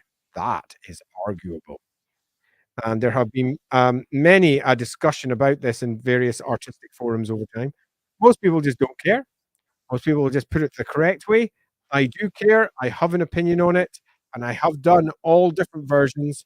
And the one that I'm currently doing is the one that I broadly feel looks best in practice. Not always, but broadly. Well, we've got all the, I forgot, I mean, I shouldn't have forgotten because I mentioned it earlier, but I forgot just how much of the law buildings we've got to do as well. There's quite a lot of shading to do on these. So let's just get those all in place. Some good shadows by the walls that run around these areas. Not too much on that side, given where we've got our light coming from, but enough to give it a bit of character. For those of you interested where Lindsay is this week, normally she's off doing EIDO, her sword swooshing, where she goes around training to murder people with a sword. This week, she's not doing that. She's off helping somebody move house, along with my youngest daughter. My eldest is currently playing D&D, which, as far as I'm concerned, is a crime. No, it's not. I'm obviously taking this. I've written material for 5e after all. But nevertheless, given that we're doing Warhammer, she could, pitch in for the team. Right, our shadows are. Oh no, the shadows are nowhere near there. We've got the huge Templar Myrmidia to go yet. Right, this thing's huge. Let me just take a moment to think about how huge. It's going to go there, there, there, there. We've got columns that connect. That's all going to be in shadow. Some of that will be in loose shadow. That'll be in shadow there. Shadow, shadow, shadow. Shadows coming off to the back. The big V of the shadow, which will turn into a V here. Excellent. Just sort that. Okay. There's quite a lot of shadows in this, so I'm not going to do all the highlights as well before I do the next set of comments. I'm going to finish off the shadows, and then I'll do the next set of comments so that we have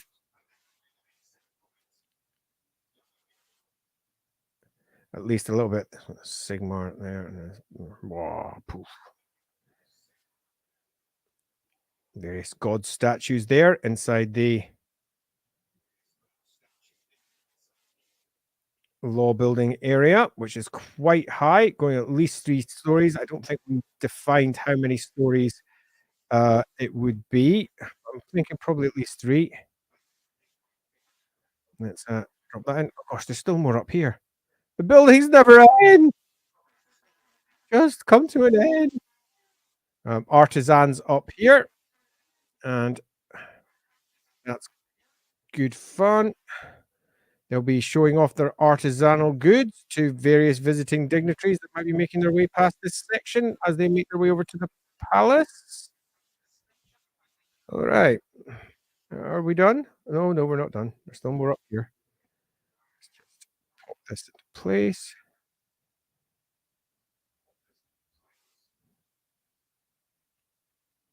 We're almost done now.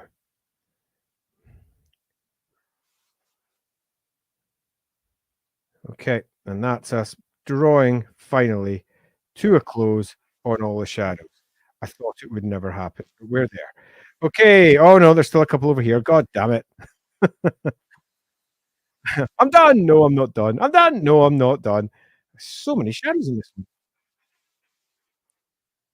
Okay, now, no, yeah, more over here.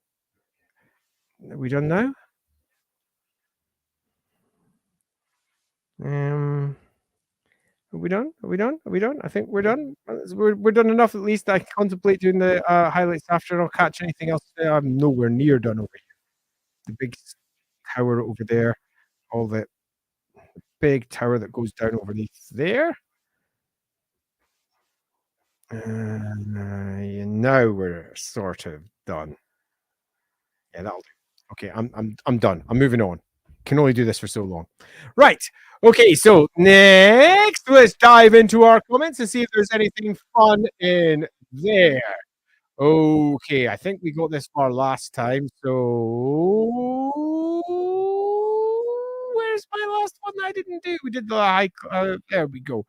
Um no, we did that one there. Let's move on to the next one at law hammering just to say at law hammering. I'm not sure what you're at law hammering at. I'm just going to move on. Real. Oh, so that's not to me. That's to someone else completely different. Thomas, hey, good to see you.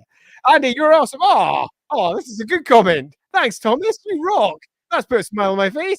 Thanks. I'm now grinning like a loon. Let's move on to Justin. Hey, Justin. The house and store of a famous craftsman known beyond the city limits, made rich by his subtle, erotic, filigree small statues inspired by the great Nehkaran statues that's sitting just on the side. Quite like that, particularly because we've definitely got some sort of artisanal tone to a lot of this section. From last week's stream, a lot these buildings here are all artisan workshops as well. So having that carry on behind here does make sense. So yeah, I quite like that. Hawk with the comment of kings. Holy cremolians. As we already noted, that's sexist. It's also the comment of queens. The reason I would think there should be a museum outside the manor is that if this is the place where the visitors are meant to tourist in, some of them aren't going to have the business in the palace, but with something outside, they can still be impressed upon the greatness of the family. And maybe as a bit of conflict, this is where a lot of the Duchess's family history is stored, as opposed to the Duke's family stuff being displayed in the palace. Horror upon horrors. And I like it actually. That last little detail, I was like, yeah, no, yeah, no, yeah, no, yeah. Yeah, that last detail suggesting that there is our conflict between the two families and that the Tillian stuff is being shunted out of the palace. That amuses me. It's those sort of slights that cause deep divisions and make for some great stories. So yeah, definitely. I think that works pretty well. Alan puts in, with all these shadows going the wrong way, we blame on the gnomes. Feeling that, can we have some secretive gnomes about the place? I think Martin's already been discussing some various gnomes that are living in and around the city, down inside the Discord and also over in the World Anvil, although a lot of that's currently hidden away yet not published. So there's definitely going to be some of them kicking around. But it is fair to say that all the shadows are currently pointing away from Glimdwaro, so where all the gnomes are to the north. So they are pointing in the right direction if you take Glimdwaro as the source. And finally, Grombrindle the ancestor, maybe a local scribe or bookworm, which has a good gathering of books and scrolls, and being a secret member of the Crow Cult. Well, we've already got a bookshop just building here as I put shadows all over it. So I think we can complete that and pop that idea into it as well, and just build the whole thing in together. Generally, I prefer, if I can, especially given we've got a limited number of outlets for very, I mean, special locations for things that are broadly similar in the same general area. I'd prefer to conflate all those ideas together into one location that's super characterful, unless I'm purposely trying to cause a conflict between two areas and allowing each one to stand in opposition to the other. This here just sounds like something we could continue adding in for a bit more awesome to make this general area a bit more cool. Alrighty. I'm also going to bring this one up just because of the general. I spent all day yesterday for my 51st birthday going through all my old miniatures from Warhammer Fantasy, everything from the 90s. Here's hoping they come up with some new sculpts in plastic. God's damn, I couldn't help but agree. I was actually in my garage just the other day, and happy birthday, Overboard. Just the other day, and I found myself bizarrely not in storage, somewhere in the region of around about 3,000 to 3,500 points worth of old metal undead. Where, what the fuck? Where did they come from? So they were just sitting in boxes waiting to be painted, much like many of my old armies that just sat there waiting in boxes, waiting to be painted. Happy birthday. I'm catching up here, but I'm not quite with you yet. I'm happy to say my 50s are so far a good couple of years away yet. I'm now feeling old. Oh, God damn it. And at 51, you are too. Yay! Happy birthday, you rock. Dropping down to the Damagera. Damagera? The DA Magera. The D Amagera. I can't decide how to pronounce that one. Feel free to correct me. I sadly didn't catch much of the city's history, but I always like relics of the city defense from the city limits used to be. So that's a really interesting one for this particular city because it's barely been defended ever, but the state army barracks have been.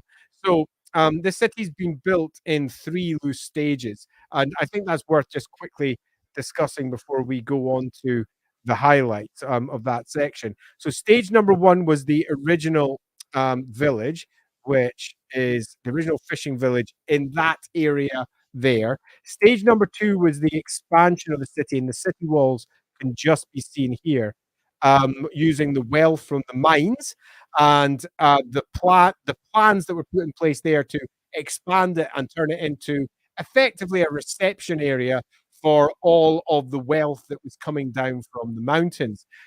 However, the city got repurposed with the arrival of the current Duke, Leitmund Halskrug, and when he was the Baron, he went deep into expanding this place much further because he had ambitions to go further in the Reikland than perhaps his previous generations had done, and he expanded it Ooh, I'm on the zoom button, not the brush button.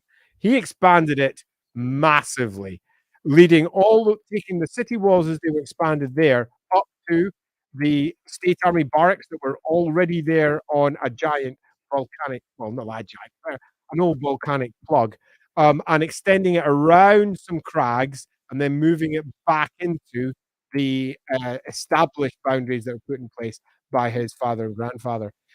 So yes, 3 loose stages, and the last stage has been done rapidly, very rapidly over the course of about the last 30 years, 30 to 50, really. And that has caused several issues, including large sunk section, and we intend to put some sort of sinkhole or otherwise up in there. So, yes, this isn't somewhere where we've had walls that have fallen and been attacked multiple times because it just used to be a tiny village surrounded by exceedingly thick and relatively spiritually active forest. And that all got cut down. I say all. There is still a particularly large tree sitting here, for example, which in fact is a dormant tree man. But as I say, spiritually active forest. But that's to be covered when we go into all the write ups. Right, so, that's all done. We've done our comments there. I am going to highlight this section now, add in some green, add in some trees, and we should be finished this area. So let's quickly get that into place so that we can finally go, we're done, yay! At least for this section. So let's just start in me highlights, get them in place. A lot of the buildings here are an annoying angle for the light and the direction that we've got it coming in. So you're going to find that a lot of them have highlights in what appears to be relatively strange places, but I don't really care too much. I'm going to just quickly go through this. I don't want to dwell on all of our highlights and shades for too long. As I've discussed multiple times in the previous streams, the highlights and the shades really aren't about making perfect um, renditions of what the highlights and the shades should be. They're all about just providing just enough light and just enough detail to make the areas pop and make them stand out from the surrounding lower, darker colors. And generally speaking, it works really well.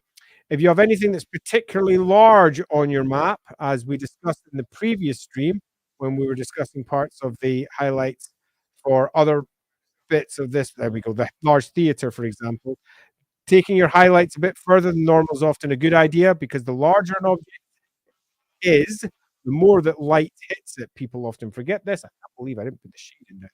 Let me just fill that in there. That was a failure of shading. Back to my highlights. Yeah, so the larger an object is, the more that light hits it, and the more that's going to be down in sort of shade on this side. I'm going to make it very loose, going into depth at the bottom. Larger an object is, the more light hits it, so the brighter it should be, and the better it will look on your map.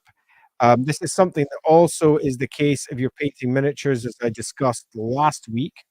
And if you're doing, say, a 40k army and you've got tanks, painting them slightly differently to the rest of your army and highlighting slightly further makes it look like it's larger. A technique that I picked up when I was down in the studio one time, and they were talking about it. It was good times. That's Games Workshop Studio, in case that wasn't clear. Right, okay. There are far too many bits of building in this one. This has been a relatively long piece of highlighting and shading, so not the most exciting, but good to see it all getting into place. Once it's done, it really does make it all stand out nicely. So we're about to go on to drawing the next section. So far, we've got ourselves some sort of inn stroke tavern where our sword folks are going to be gathering, or at least young nobles who are otherwise bored will be gathering, coming down the bottom of the hill to slum it in the middle class area. A nice inn that sits beside parkland where when things get a bit out of hand, duels are a common feature. We've also got a couple of other ideas for perhaps some form of artisan who is being inspired by the Nehekaran artifacts. Is there any other ideas that people have for something that could go in this area? If so, drop it into the comments now, and I will get over to that. Okay, this is now slowly taking shape. We are almost done. Let's highlight up the brothel here, the bordello, if you prefer. Okay.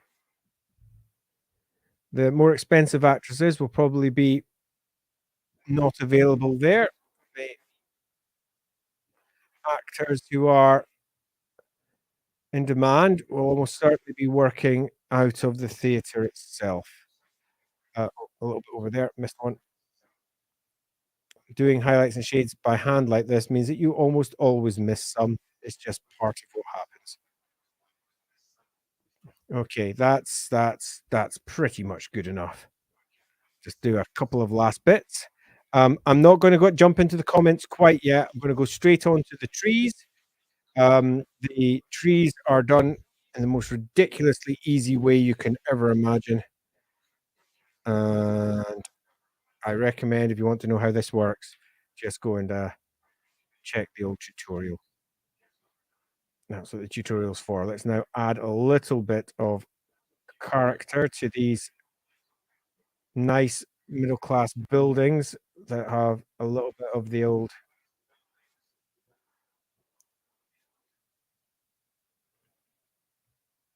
Oh yeah.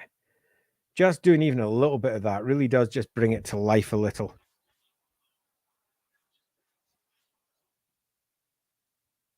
Makes it all feel a little bit more alive.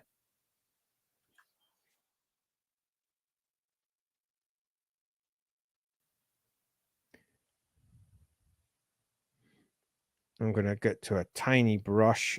Mm, in fact, I'll just go to that brush and drop in a little bit of extra hedgerows. And the idea that there's some sort of garden sitting at the back there.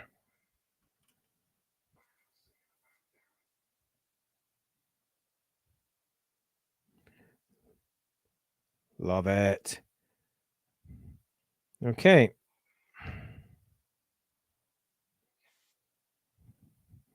That's our trees largely in place. Don't want to do any more over here. I think we've got enough there. Put a little bit over here. Anything else down here? A little bit. I'm gonna go down to my color layer now, where I'm doing my greens, and add just a bit more green in a few places that sit underneath just to add a little bit of extra tone. We don't want it to be too green, as we discussed when we were going over all the halfling areas. That's where the majority of the verdant uh, parts of the city are going to be laid, and for good reason. The overabundance of Gyron down there. Alrighty, that is largely done. Let's pull out and take a look at that and see if there's anything else that works for that. That looks like it blends in beautifully. Let's zoom right out. Holy moly, what a huge chunk of the city that is. Just gone. Love it. I'm not going to delay any. I'm going to go straight into the next part. I reckon we can draw this one really, really quickly. But we'll run through all the comments first, see if there's anything that works for a particular standout there, and then away we go. So here we go. Here we go. Here we go. Here we go. Here we go. Here we go. Right. Let's see. Yes. Diego. Just drop. I have in boxes painted X-Wing miniatures. Oh, I love painted X-Wing miniatures. I own all of them, bar I think 2 or 3. I only play the game once in first friends models, but I mostly plan to have more of them for display on RPG and Star Wars if possible. Right. So just as I know this is completely as an aside, but I'm going to drop on it anyway. I adore the Star Wars miniatures game. Absolutely adore it. And have played it a lot, and I do mean a lot. Uh, I let me just tilt my camera out just a little bit actually so that I can actually be seen a little bit more. There we go. I've played it a lot, and I've also played the Star Wars role playing game a fair bit. Didn't like it very much. It was a bit clumsy. Wasn't my favorite thing, but we used the miniatures a fair bit in that as well because it's basically like a mini game. If you've got yourself a dogfight, you can literally just play a game of the Star Wars miniatures game, which is, by the way, a great game, really well designed. The designer behind that game, you might be surprised to know, is also the designer behind Warhammer Fantasy Roleplay Third Edition. That's Jay. I had a conversation with Jay about the design over all of the editions of Warhammer Fantasy Roleplay. I'm actually going to bring that one up because it's quite a fun one. So let me just go on Inside the Rookery. So we did that for Inside the Rookery, and it was developing Warhammer. That was done quite some time ago. So there we go. Jay, sadly, throughout the course of that stream, had a poor connection. I'm just going to drop in the link for that one so you can all watch it if you fancy.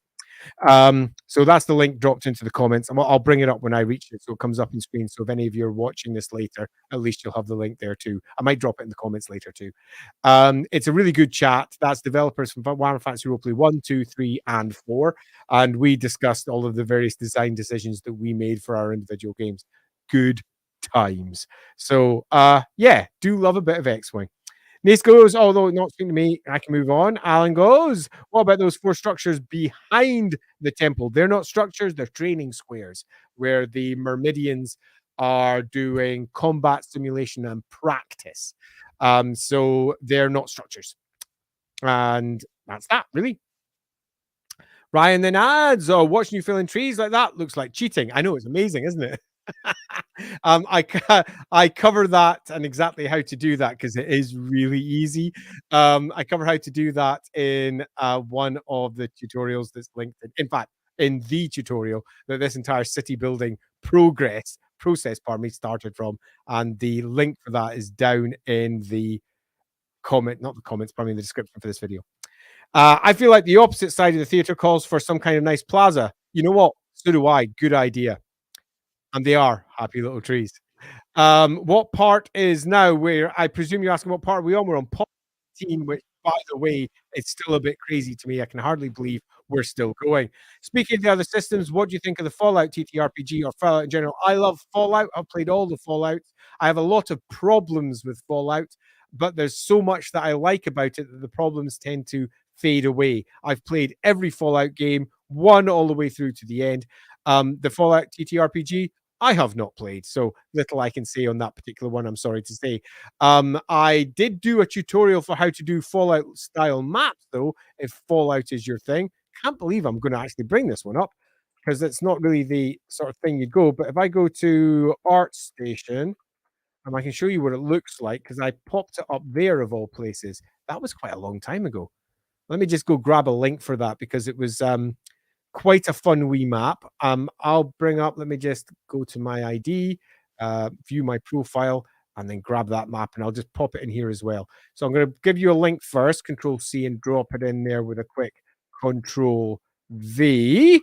So that's the one that I showed how to do. And as a map, it was a piece of piss to do. Oh, I put it on the wrong layer.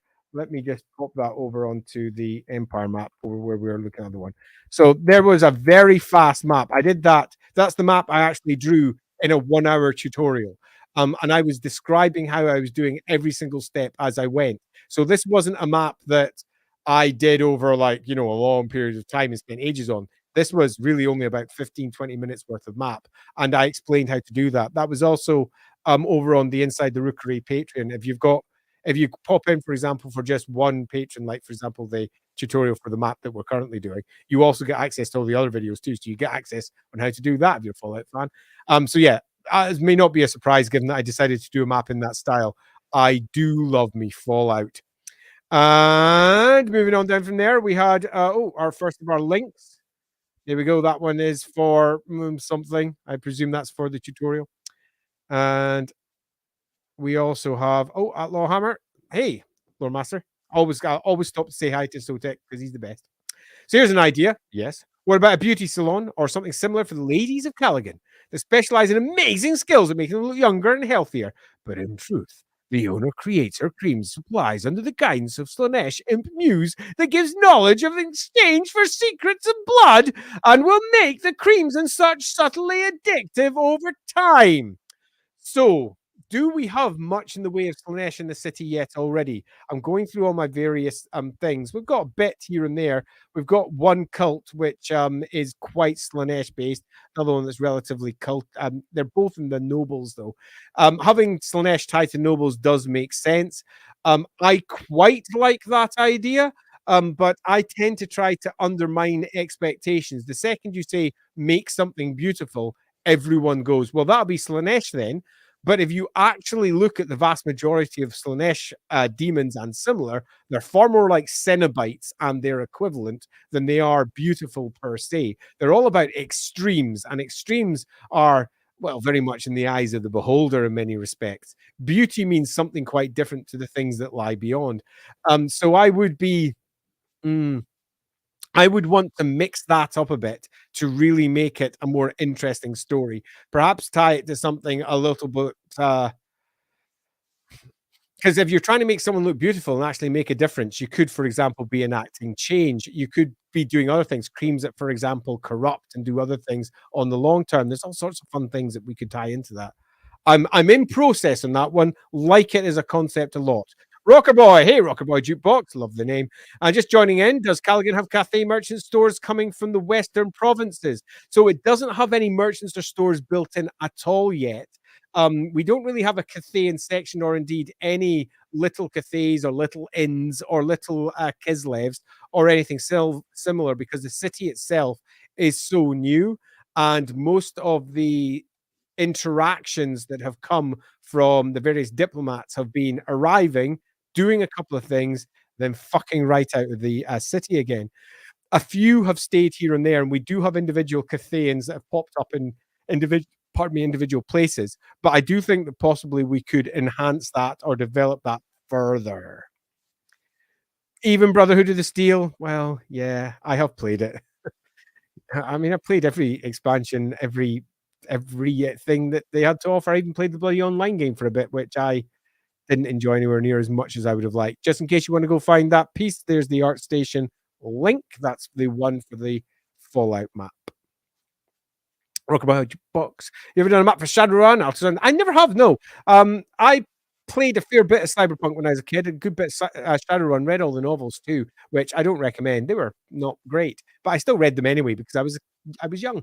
And I most of the maps that were created for them were really just dull black and white affairs, and the maps that I created for my own games were actually not really that much different.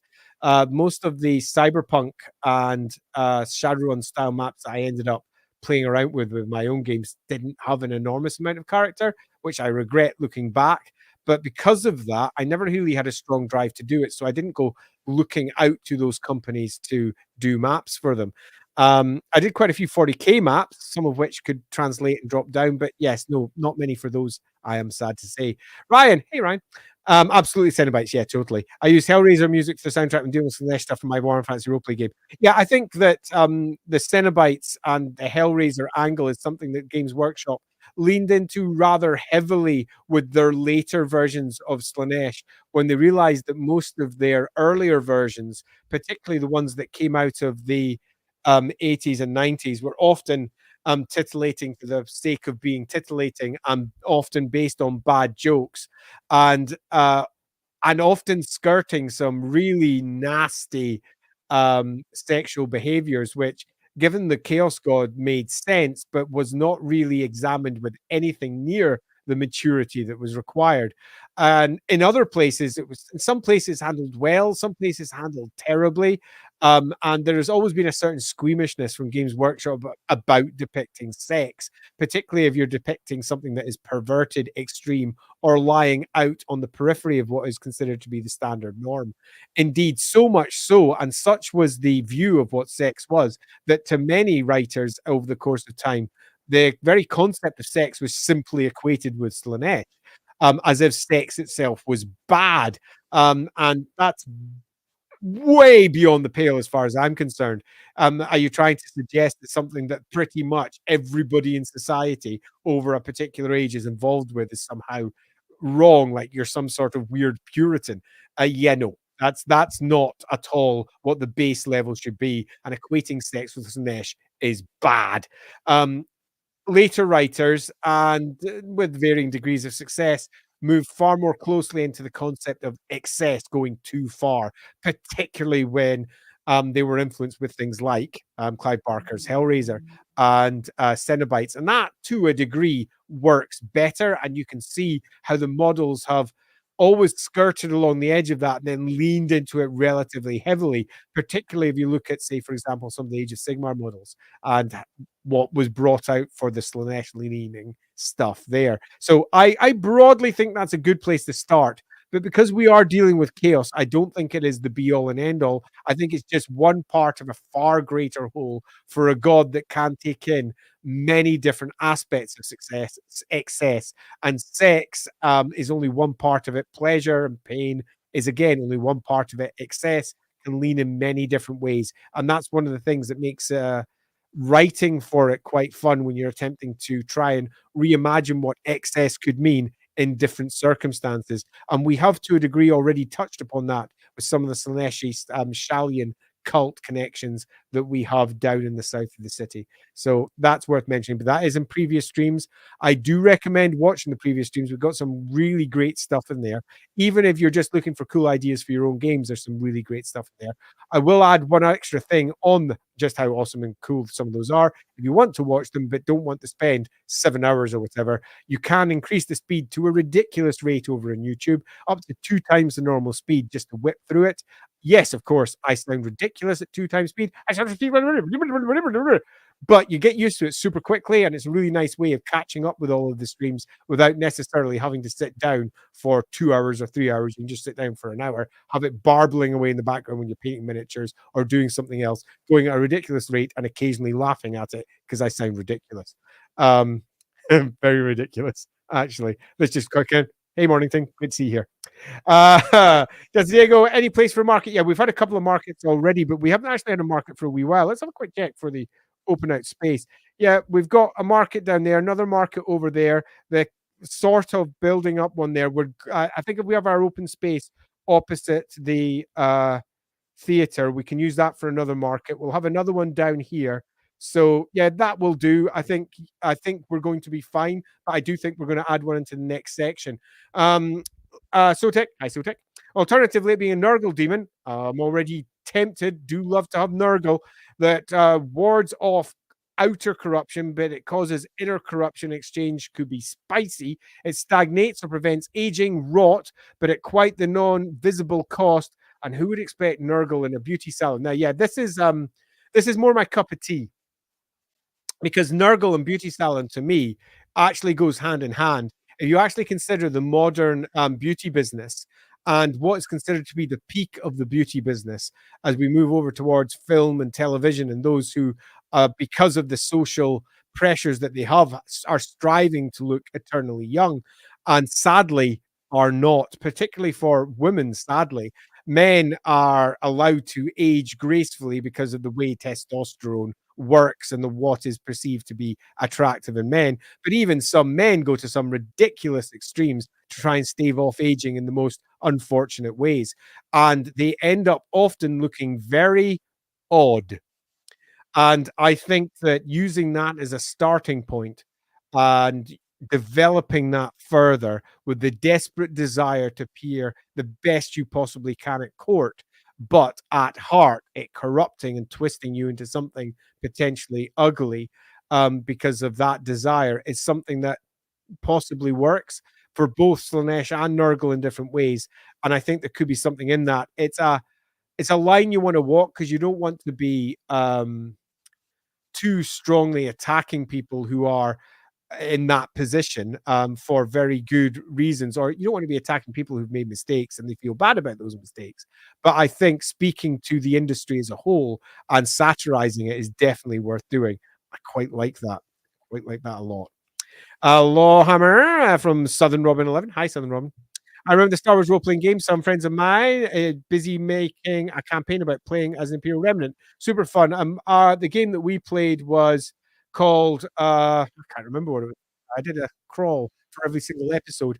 We organized it around 8 session seasons, and we didn't start at episode 1 because obviously we were playing Star Wars. We started at episode 9, and we were going to do episode 9 for the first 8 episodes up to episode 16. And each episode had its own crawl. They were on the run Jedi Padawan after Order 66. Good times were had. We really enjoyed it.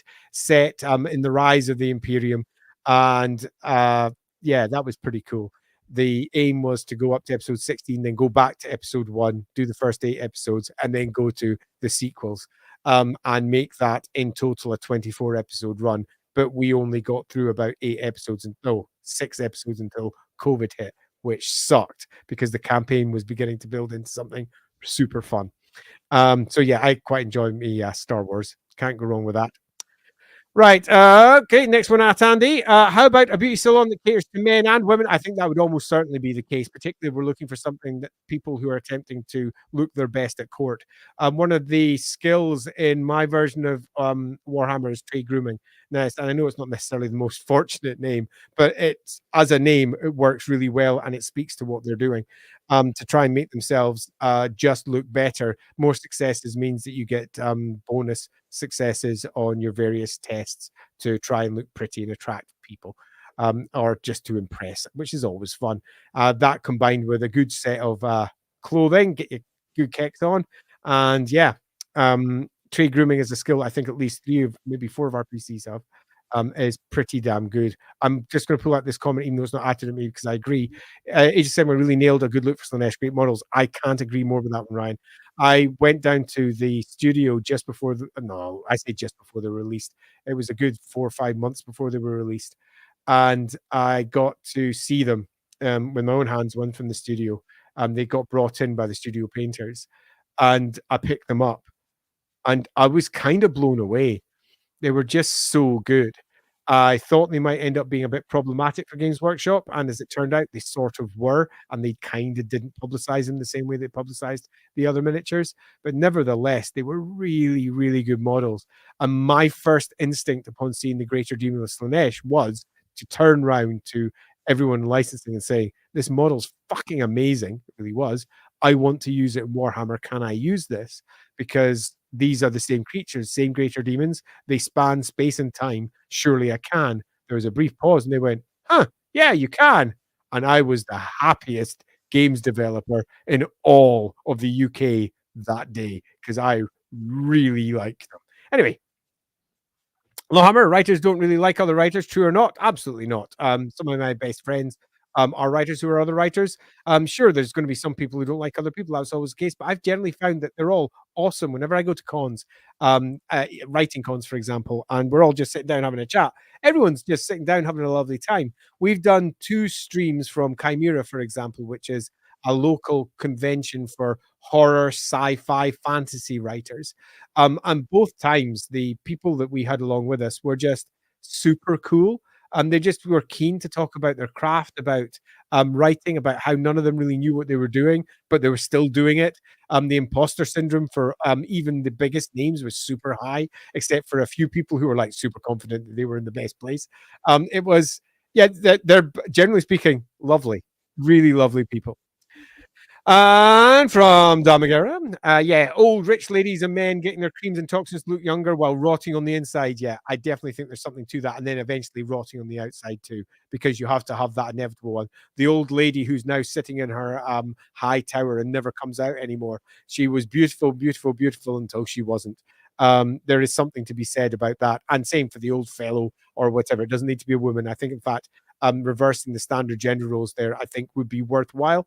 Having someone who is male presenting, absolutely obsessed, and through that obsession has lost themselves. It's now beginning to sound very Slanesh for all I was showing a certain amount of disapproval for the Slanesh angle to begin with.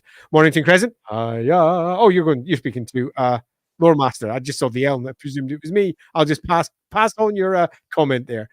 General Caster, sorry for random questions. No, that's fine. Random questions are good, but they're absolutely nothing to do with what we're talking about. I will skip them. I'm dwelling on some of them because I can't help myself. But if you want me to pick up a question that's not about it, just send a super chat. Then I'll do it because hell, if you're throwing any money around, there's no way I won't do it. Anyway, sorry for the random question, but this is something a player and I have been wondering in regards to the cards of Baby Griffin. How fast do griffins grow? I won't spend any great time in this, but in my world, a little bit slower than a great cat.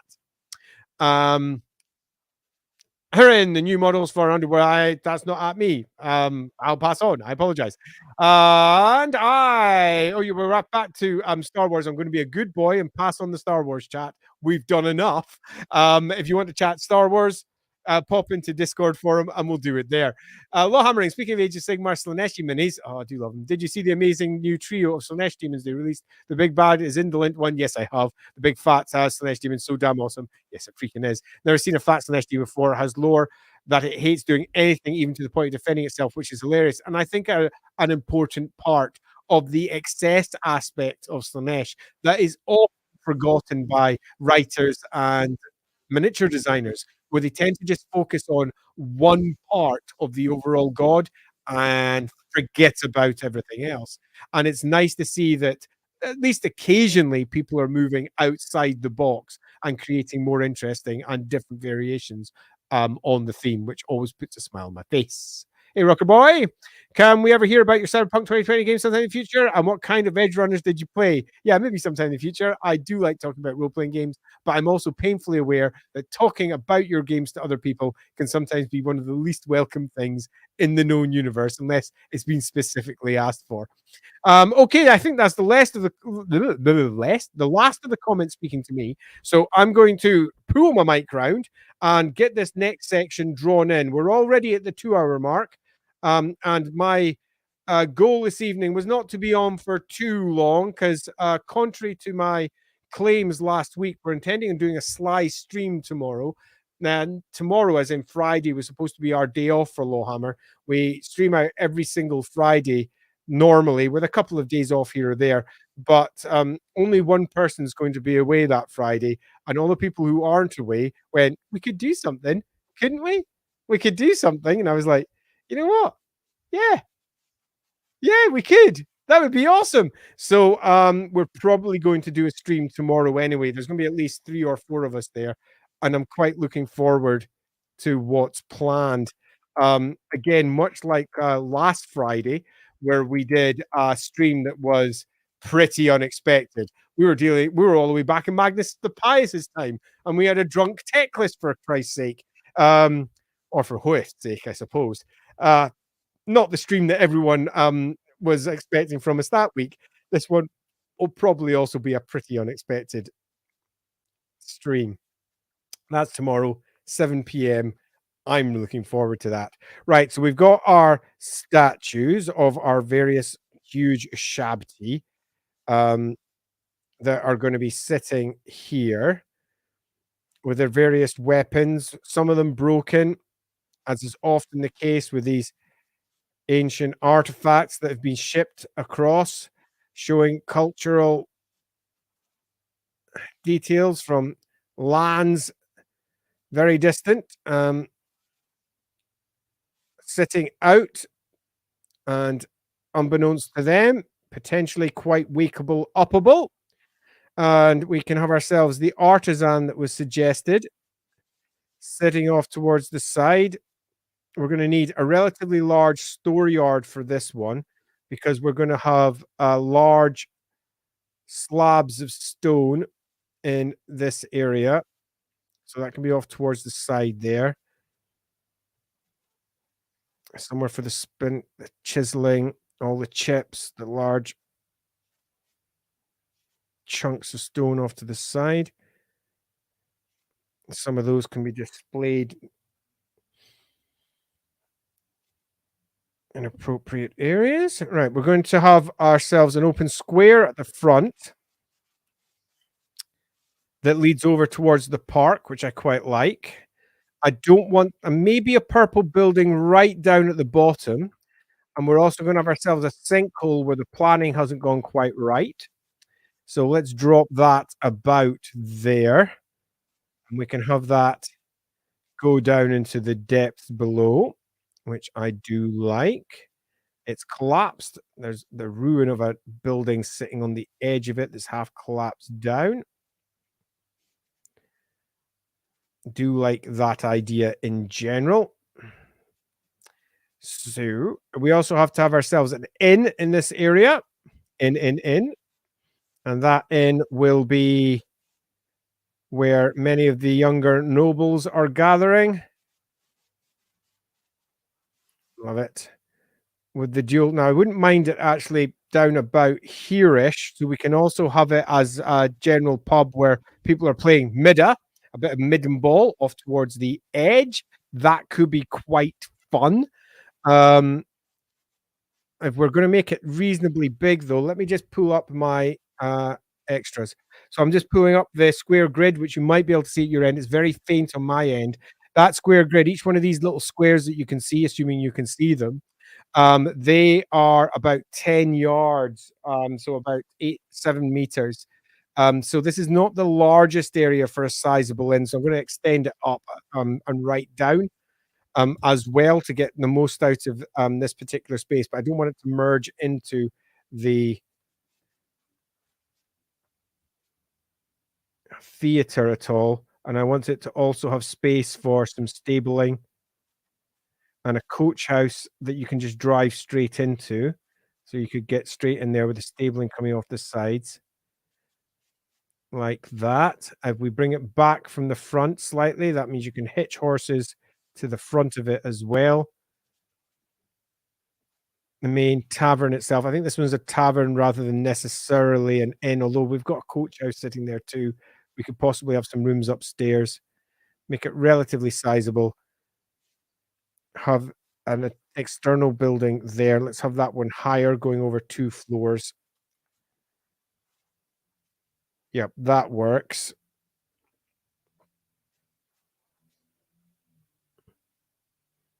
Yeah, that works pretty well, actually. I can see how that all pulls together. We can have a hayloft over there. Uh, yeah, perfect. Yeah, that works really well. That's just big enough to get everything that we need in, and once we're over multiple floors, we're sorted. Okay, that's really good. So we've got ourselves an open square here. I'm going to put another building that leads onto the square off the back of it, so we've got a clear brown sitting between the purples. That just helps provide a bit of clarity to what we're building here, and make sure that it keeps its own individuality. Uh, We've got a park that's leading in here. I'm just imagining this space. This is all gonna be road that comes in here, and that's gonna probably cut in about there. So that's all, so that means that's all square, which means we need to have ourselves what amounts to shops or something similar. Um, Purveyors, eateries are gonna be here. There's gonna be chairs that, spill out into the square, lots of them sitting on the outside, so tables and squares. I won't put the tables and chairs out because I generally avoid putting all of the street level detail in because it just messes up the map and makes it difficult to read. People start asking questions and going, "What is this? Why is there even one of those?" I'm forgetting that they can just read the descriptions inside the book or the expansion that you happen to have written that explains it all. The number of times I've seen somebody sitting on a Facebook group or a Twitter chat or inside Discord, and they've said something along the lines of, "What is this thing that's sitting on the map? It makes no sense to me. Do the designers not know what they're doing?" And then someone replying something along the lines of, "It's on page 63." Um, and them just going, "Oh, thanks, okay, thanks, bye." And how quickly they move from being absolutely deeply scathing to just, "Thanks, see ya." Um, it shows that if you ever are a creator out there working on something, don't listen to any of the comments online because often the amount of passion that it feels like the words are desperately throwing just doesn't exist behind the scenes. And the people that are complaining are often just confused, they're not sure of a thing, or alternatively, they just don't like it, and that's fine. Not everybody's going to like the same stuff, as we all know. Okay, cool. So we've got ourselves that is a pardon me, that is a location. We've got ourselves our location here and a location here, along with our statues. That's probably enough for the overall locations in that area, given that we're already quite heavy in purple buildings. I'm going to do one last run through the comments now, just in case someone brought up something else. I will mention in fact, I'm going to pop it in here, the idea for our I'll just write makeup here. Makeup place. I think that'll do better in a slightly different area. So just slightly closer to the richer part of town, but also closer to the slums so that we can have a back door into something nasty down there too that might work really nicely. Right. So that being said, let's go running down and find where we were in comments.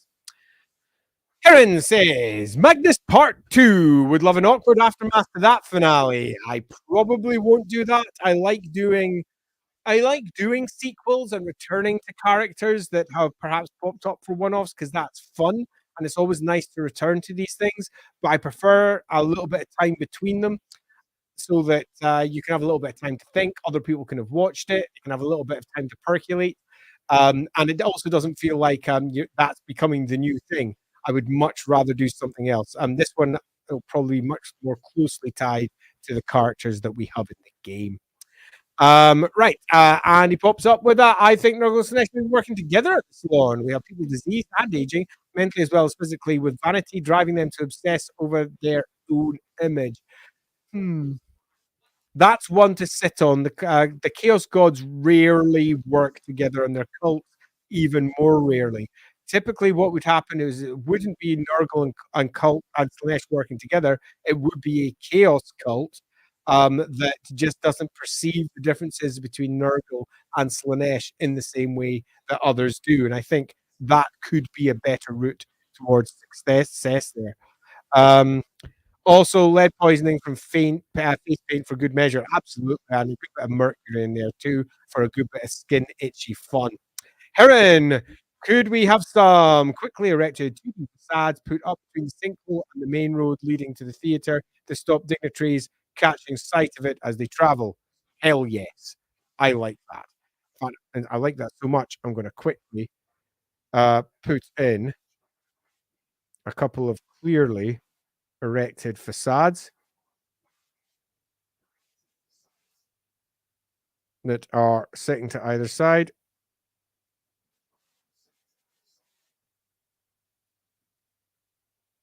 Yeah, I like that idea a lot. That's a good one, Heron.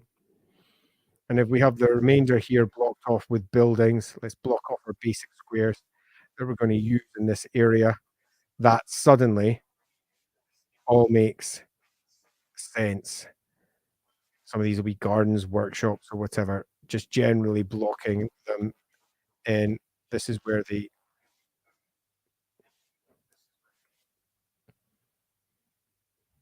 yeah, that works pretty well. Good idea. I approve. And we can have that a little bit open there as well so that we can actually see our love it. Yeah, I think that's good. Good one. Right. Channel some Charlie Chaplin Hollywood vibes. Yeah, totes. Agreed. I think there's a lot that we could do with that. Well, person, here's a slightly idea, a daft idea. I like it already. How about an interestingly shaped building made as a spite house to mess with another family or business? I'd need more details before I'd say yay or nay, because where I go with that might not be quite what you intend. So do feel free to add in some more detail. Heron, even better if they have knocked down some poor bastard's perfectly functional house to put them up. And I think that's a good idea as well. We have our little ruin beside it too, as I fill out details. I like that quite a bit. Okay, next that Lawhammer. Here's next that Lawhammer. Aside from pinball, are there any other big sports in the empire? Nothing that has really been detailed to any great degree. Um, Even getting midden ball in was particularly tough for me. There was a certain amount of resistance to it. I didn't want to make it well, snowball, because clearly that was so ridiculous as a name that all it would do is make some people laugh. It would undercut the cool that could potentially come from having something that was relatively close to a big game that lots of people partook in. So midden ball being the next evolution of that was something that I built into my own versions of Warhammer all the way back in about 2000, and has been built through various versions of the game from then and consolidated probably in the fourth edition of the game. There was a couple of fan created bits and bobs before that. Um, the other sports, though, pretty much don't exist. Every time I've attempted to add one, there's always been a bit of a, but do they do that? And it's like, they're people. People do sport all the time. There's crazy sports all over the world, and a lot of them localized. Each town would have its own crazy local tradition about getting a ball or a stick or an animal or whatever from one part of town to another, and the other side try and stop it. There should be cool shit like that everywhere. So there's not really any ones that are big across the empire, but I would presume there is an awful lot of local variations. Next, what do we have? How is it possible concept between the middle and high clans of the fort? I don't see how people usually in power allow for slums to be next. It's because it's massively down in a huge dip between the two of them. They do not actually touch. One pretty much spits down on the other, and over on the other side where the fort is, also spits down on the other. It'll be a bit more clear once those sections are drawn. Phil, hi Phil. Do you have glassworks in some place? These are always fun. I do believe we do someplace. Yes, I can't remember where it is though. I need to go back over the old. I've been telling everyone else you should go back and look at the old streams. I should go back and look at the old streams. I need to go back through everything. Martin has built a pretty goddamn of all the locations over on Discord. He hasn't done everything, but he's done an awful lot of them. I'm going to have to jump in there and start building this all up because if I don't, I'm going to forget them all. So yes, we do have something out there. Any other ones for me? No, that's it. And I will just bring this one up, but we almost put that or a version of that into Rough Nights and Hard Days. I say we, I was writing that section. So I almost put that in. Instead, after much amusement from Graham, we went with Dwyle flunking. It was either going to be Dwyle flunking or some form of cheese stroke, squig stroke, something rolling. But we eventually went with Dwyle flunking because it was proper stupid. And it made me laugh, particularly because people actually have Dwyle flunked in the real world. It was just too ridiculous not to use. Right, let's get the rest of these areas quickly mapped in. I've got a pretty good idea of what we need to get in place here. Looking at the time, I don't have a lot of time left, so let's see what we can get in with the time that we have remaining. So,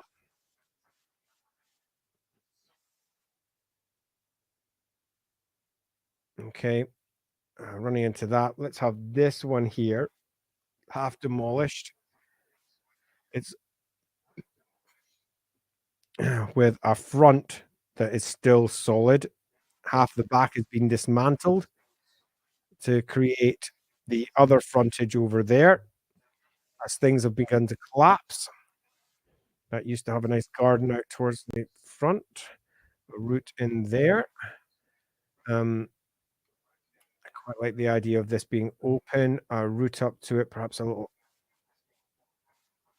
pair of towers with a connecting gatehouse that leads into the facade, that all important facade. Large building there. It's quite funny because there's actually quite a lot of things like this all over the place, all over the world. Various buildings that have collapsed that are just given posters that look like real buildings or painted to look like real buildings to the front while they try to organize whatever the hell they're going to put in as an alternative construction at the back. So broadly speaking, I just really like this idea. It's good, and it's a good way of getting ourselves an interesting location into the city as a whole, where we've got ourselves, well, a hole. And that provides quite a lot of character for this section that will be immediately noticeable when you're reading the map. But when you're describing it as a location and passing by will be almost invisible. And it's always good to have those ones for players to have a look at, get confused as to what one thing is over another thing. I like that quite a lot. I think there's a lot of character in how that could be presented. Alrighty, we've not got that much left to do around here, actually. It's a relatively small area. I'll check the comments one more time after doing the lines. And if anyone's got any other cool ideas, I will pop them in at that point, and we can get this section then finished. I will then quickly color it in and see what that gives us. Have another quick check at the comments. What am I going to do with this? I know what I'm going to do with this.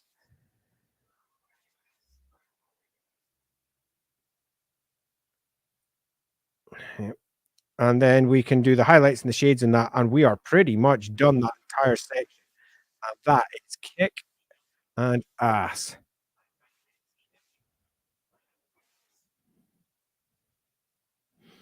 Okay, and that one there can connect through.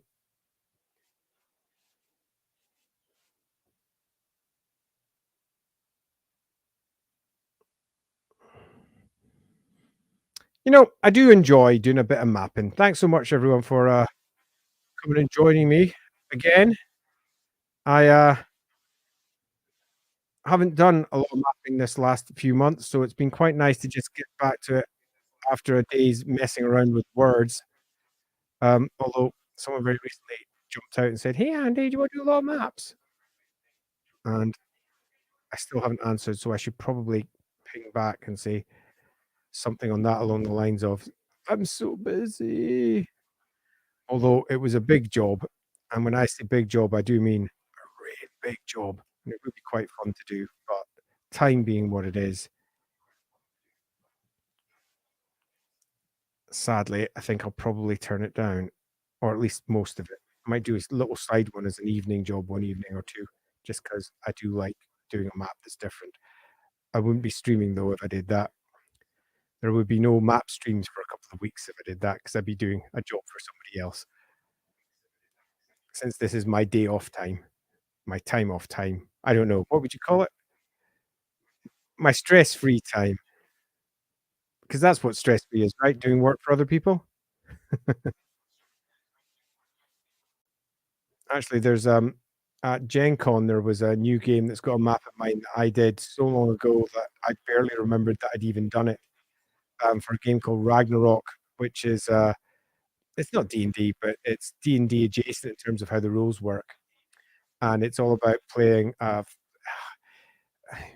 the easiest way to describe it is probably Brutal Legend, if anyone's ever played the Brutal Legend, computer game.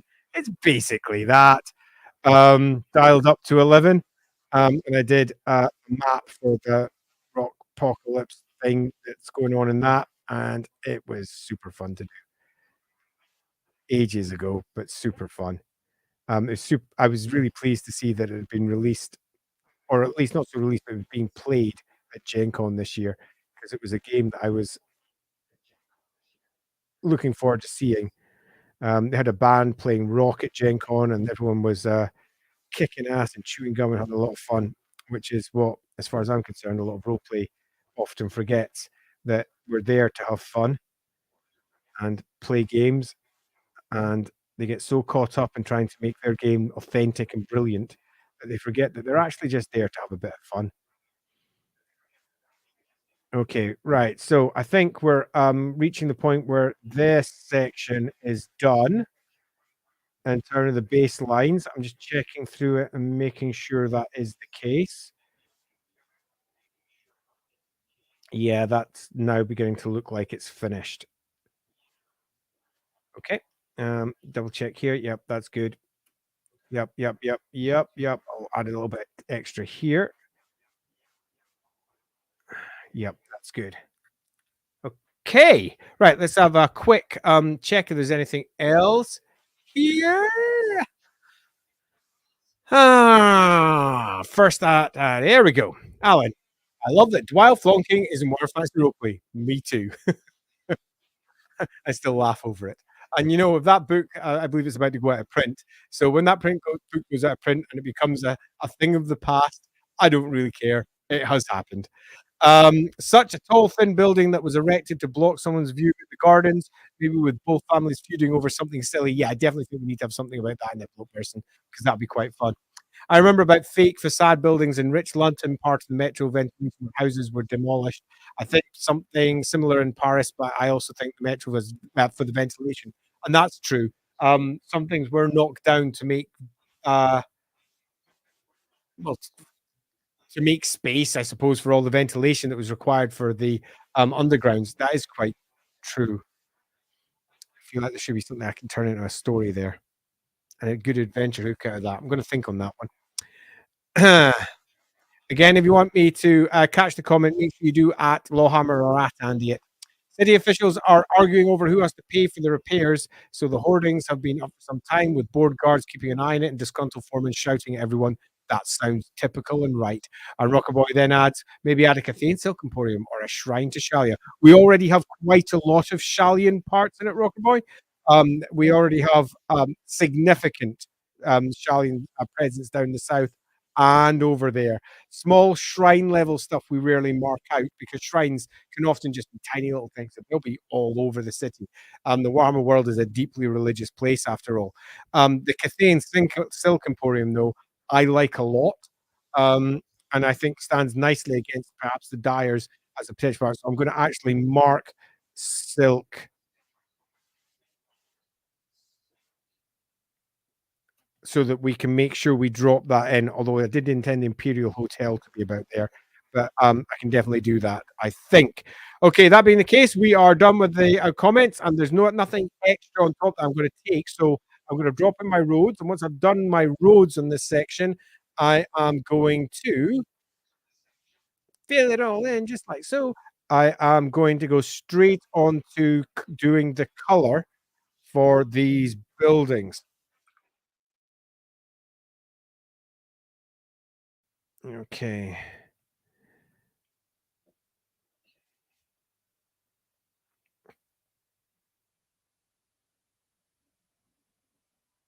Ah, yeah. I can sort of see how this is all beginning to form up already as a location.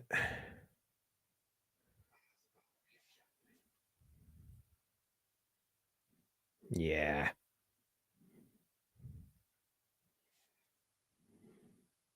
Do like a bit of space. I can drop some trees and similar in there to give it a bit more character, but I'll do that in a moment. Let's get the roads in place first. Right, do I need anything else? Yes, I do. A little bit extra. I'll line up some of that. All right.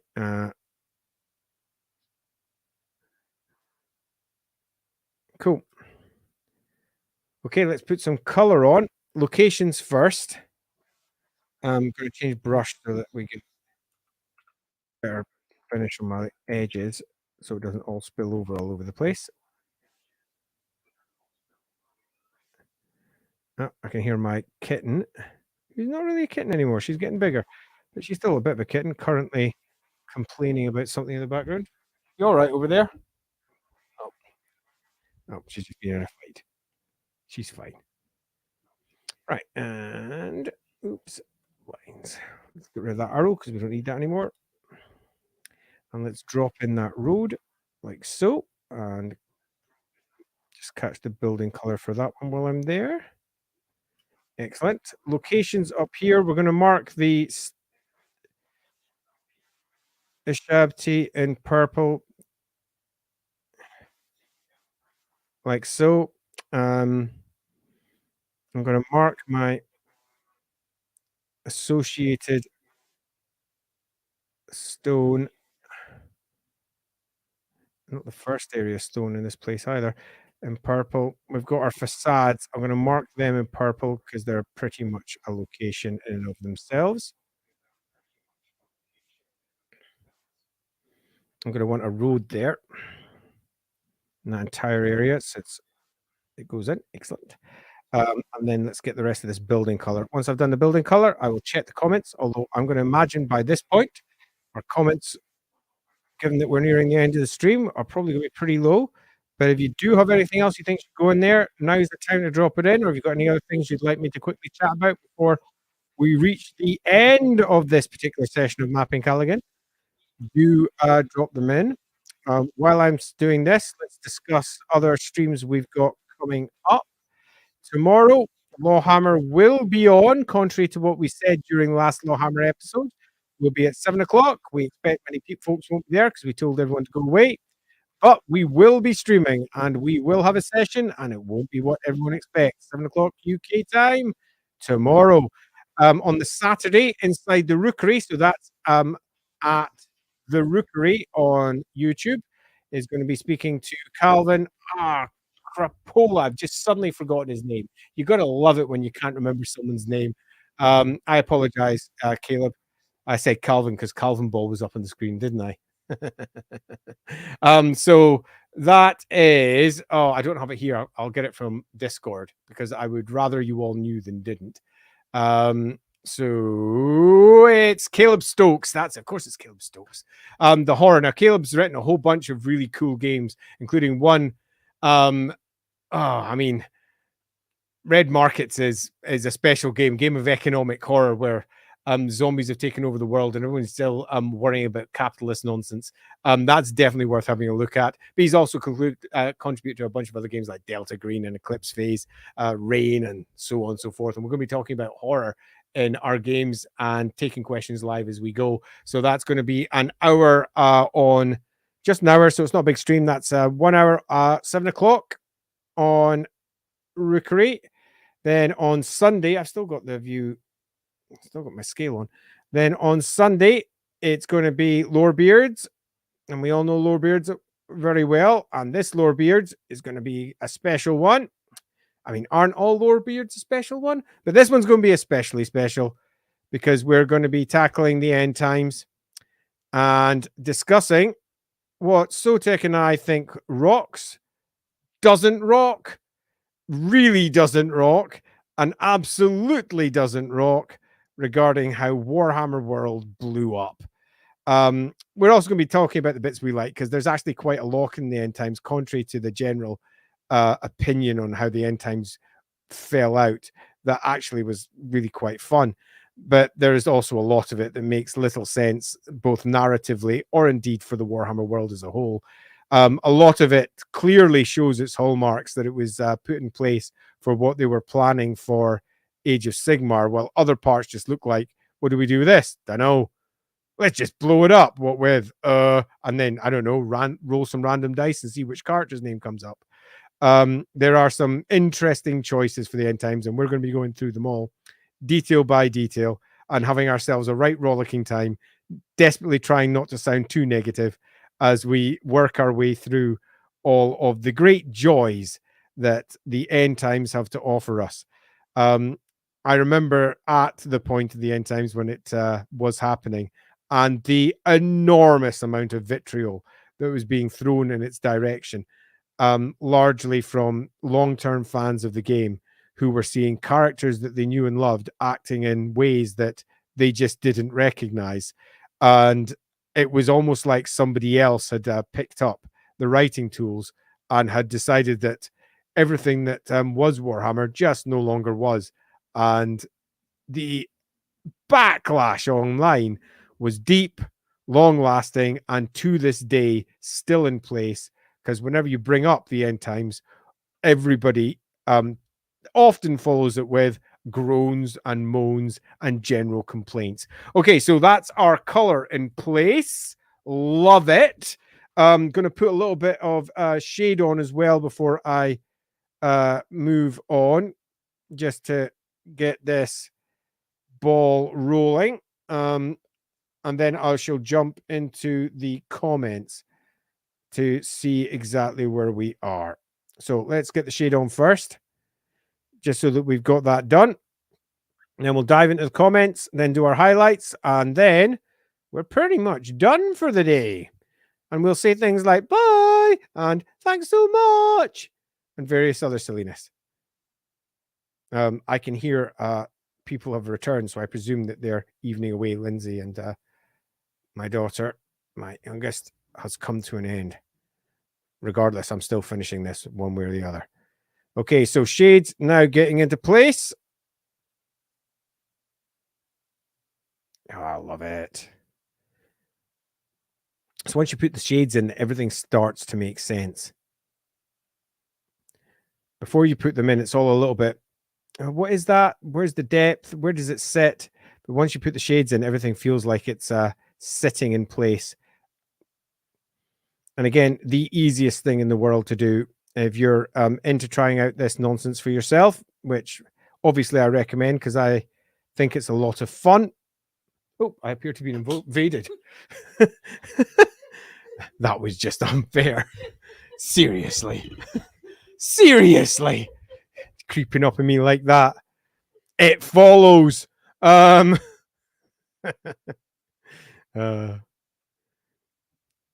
That was a sly Lindsay visit there.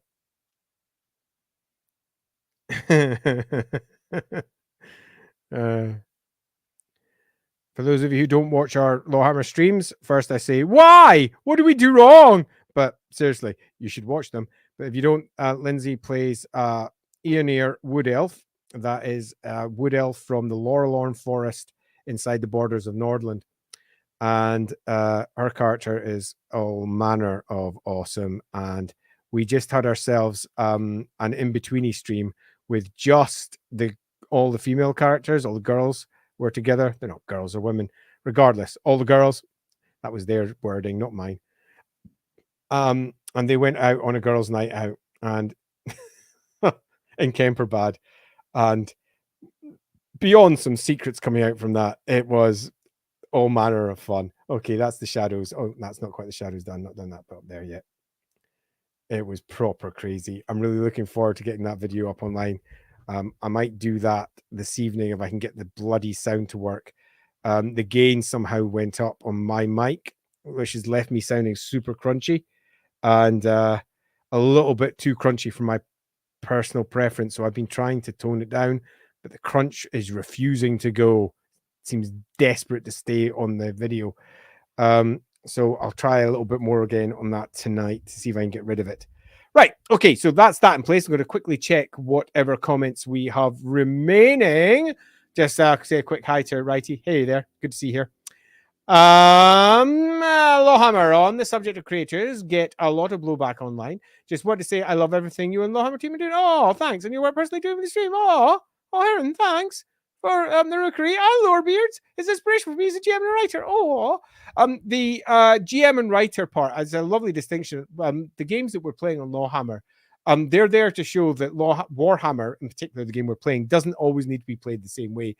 There are so many people playing Warhammer in exactly the same way. We purposely went for a slightly different way in presenting this one. So I hope it's vaguely inspirational just to show how the games can be a bit different at the very least. But as for a writer, the rookery side of things with Inside the Rookery does have a ton of really useful content from writers of Warhammer, from Black Library novels to science fiction writers to fantasy writers, all of whom are giving different hints and tips. We're on our we're on season 6 now, so we've had 6 seasons of speaking with professionals across the games industry, and some of the stuff that's come out from that has been, quite frankly, awesome. And yeah, thanks for laughing at me because Lindsay occurred. And let me just pop that one in. Yes, I do need to invest in better Sixth Sense and Nose for Trouble. Right. Okay, that appears to be all the at me comments. So I'm just going to quickly do the highlighting on these sections. We have ourselves quite a few fun locations in this area that I'm really quite digging. Oops, I've not got the right color on. Go to highlights, please. That's better. Yeah. Oh, wow. I'm missing the shades at the back there. Let me just pop those in. At least some sort of suggestion of them, if nothing else. Let's also. Oh no, it's got hard edge, so let's just leave it loose. Right. So let's get back to my highlights. Pop these in place. These are the Ushabti statues. Again, we're not going into too much detail on these. I've discussed why multiple times. I recommend you watch the rest of the stream for more on that.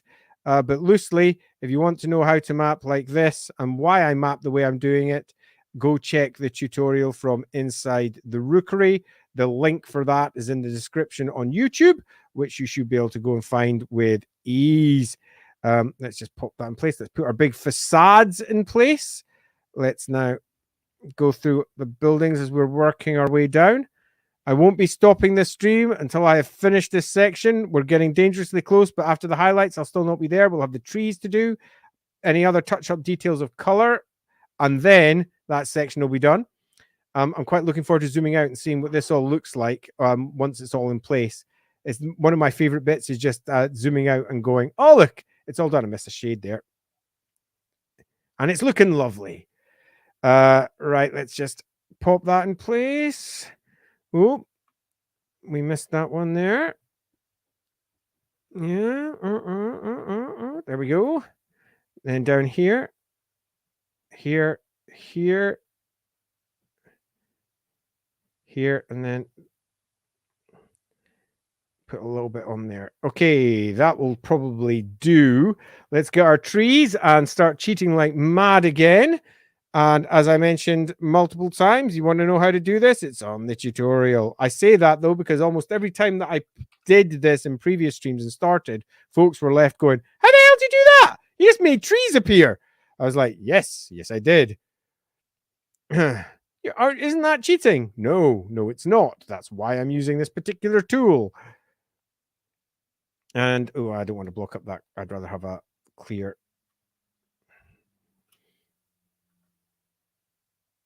Love it.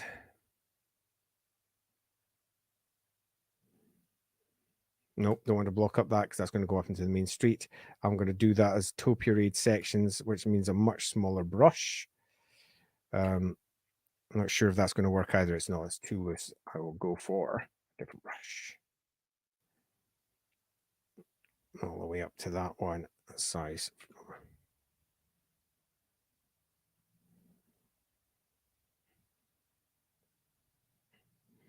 I want to mark the edge of the wider road with a ring of small topiary bushes that, whilst they may look like they're blocking line of sight, they're all quite short, and all they do in some respects is frame and enhance the overall size of the statues because they are so much smaller in comparison to the statues that lie behind. And we can easily move between those and get over. Let's continue that up towards the edge of there. And I'm going to continue it on the other side just so I remember to do that for when I do that section.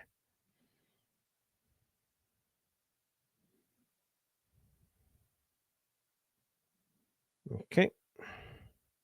I'm going to overgrowth a bit more of that since it's now fallen into disrepair. Do I want any of these other sections to have little tree bits? A couple of the loose garden sections. Again, not being too careful with these. The idea is to give the impression of the various things that are here, not to worry about exactly what each one of them is. I don't want anything down there, so we're done. Yeah, that'll do. Let's go and change my greens and get my green color, slap that in, get a bigger brush, drop that in the areas where we've got green. Yeah, love it, love it, love it, love it, love it, love it. Let's not make the big hole green because that looks weird. That was not my intention. I will, however, drop a little bit of deeper gray in at the bottom, just for a little bit of extra shade in there, and then a little bit even more down below, just to add to that yawning gap, and it's sinking down into the nothingness. Love it.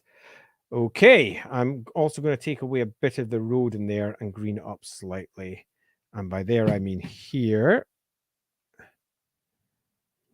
Then green that up. And then add a bit more tree and we are done. So let's go over to the trees. Pull out the brush for that. Hear things falling down in the background. I wonder what they are, but I'm not going to look. What brush do I want this time? That one, its size about 4. I'm going to make this a little bit more overgrown in front of the facade because not as much is going there as it should have been. Okay, that is beginning to look good. Let's just double check if there's any last details. And if there's not, we are good. And we zoom out, take a look at it and see how everything looks. My brush is way too small. Let me just quickly sort that out while I'm here. Yeah, that's more like it. Let's quickly add a couple of extra details on these. Give it a bit more character on the edge. The roads could do with a little bit of extra detailing as well, but I'll worry about the roads later since I've not really been doing much with them. The base color is very dull. I've added a little bit on some of the previous roads over here, just a little bit of detail here and there, but not much. But I'm reaching the point where I think I may have to start doing some because it's all looking a little bit bland, where we've just got the base color showing through for the roads. Okay, cool.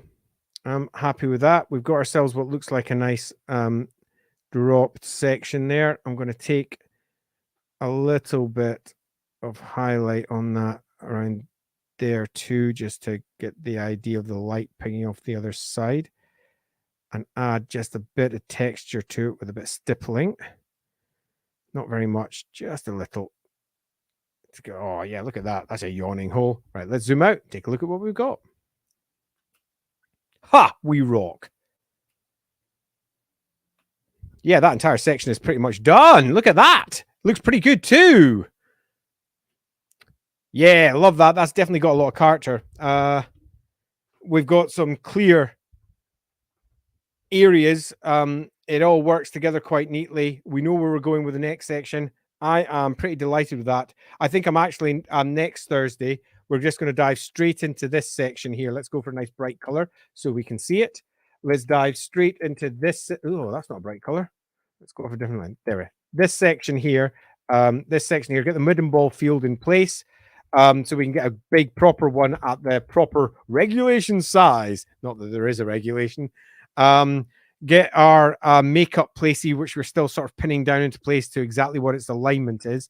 Get that into place there. And then the breakdown between the middle class area and the lower class area, then the pure slum that's down there, where there's also, oops, pardon me, there's also a paper and yarn factory. So paper on one side, yarn on the other side. And then maybe the week after, we can start going into our upper class area, which is up on the cliffs here, with the big crags hitting in that direction. And there'll be nothing on there, maybe occasional tree or bits of brush. And that will give us all the middle area, the middle class area that sits in here that goes straight onto the muster grounds, and then deep into the horrible slums and the city walls as they sit out there. I'm quite looking forward to doing that section. That should be quite fun. Okay, so let's quickly zoom out again so we can see where we are. We've actually made some pretty big inroads. The place is beginning to actually slowly but surely shut off.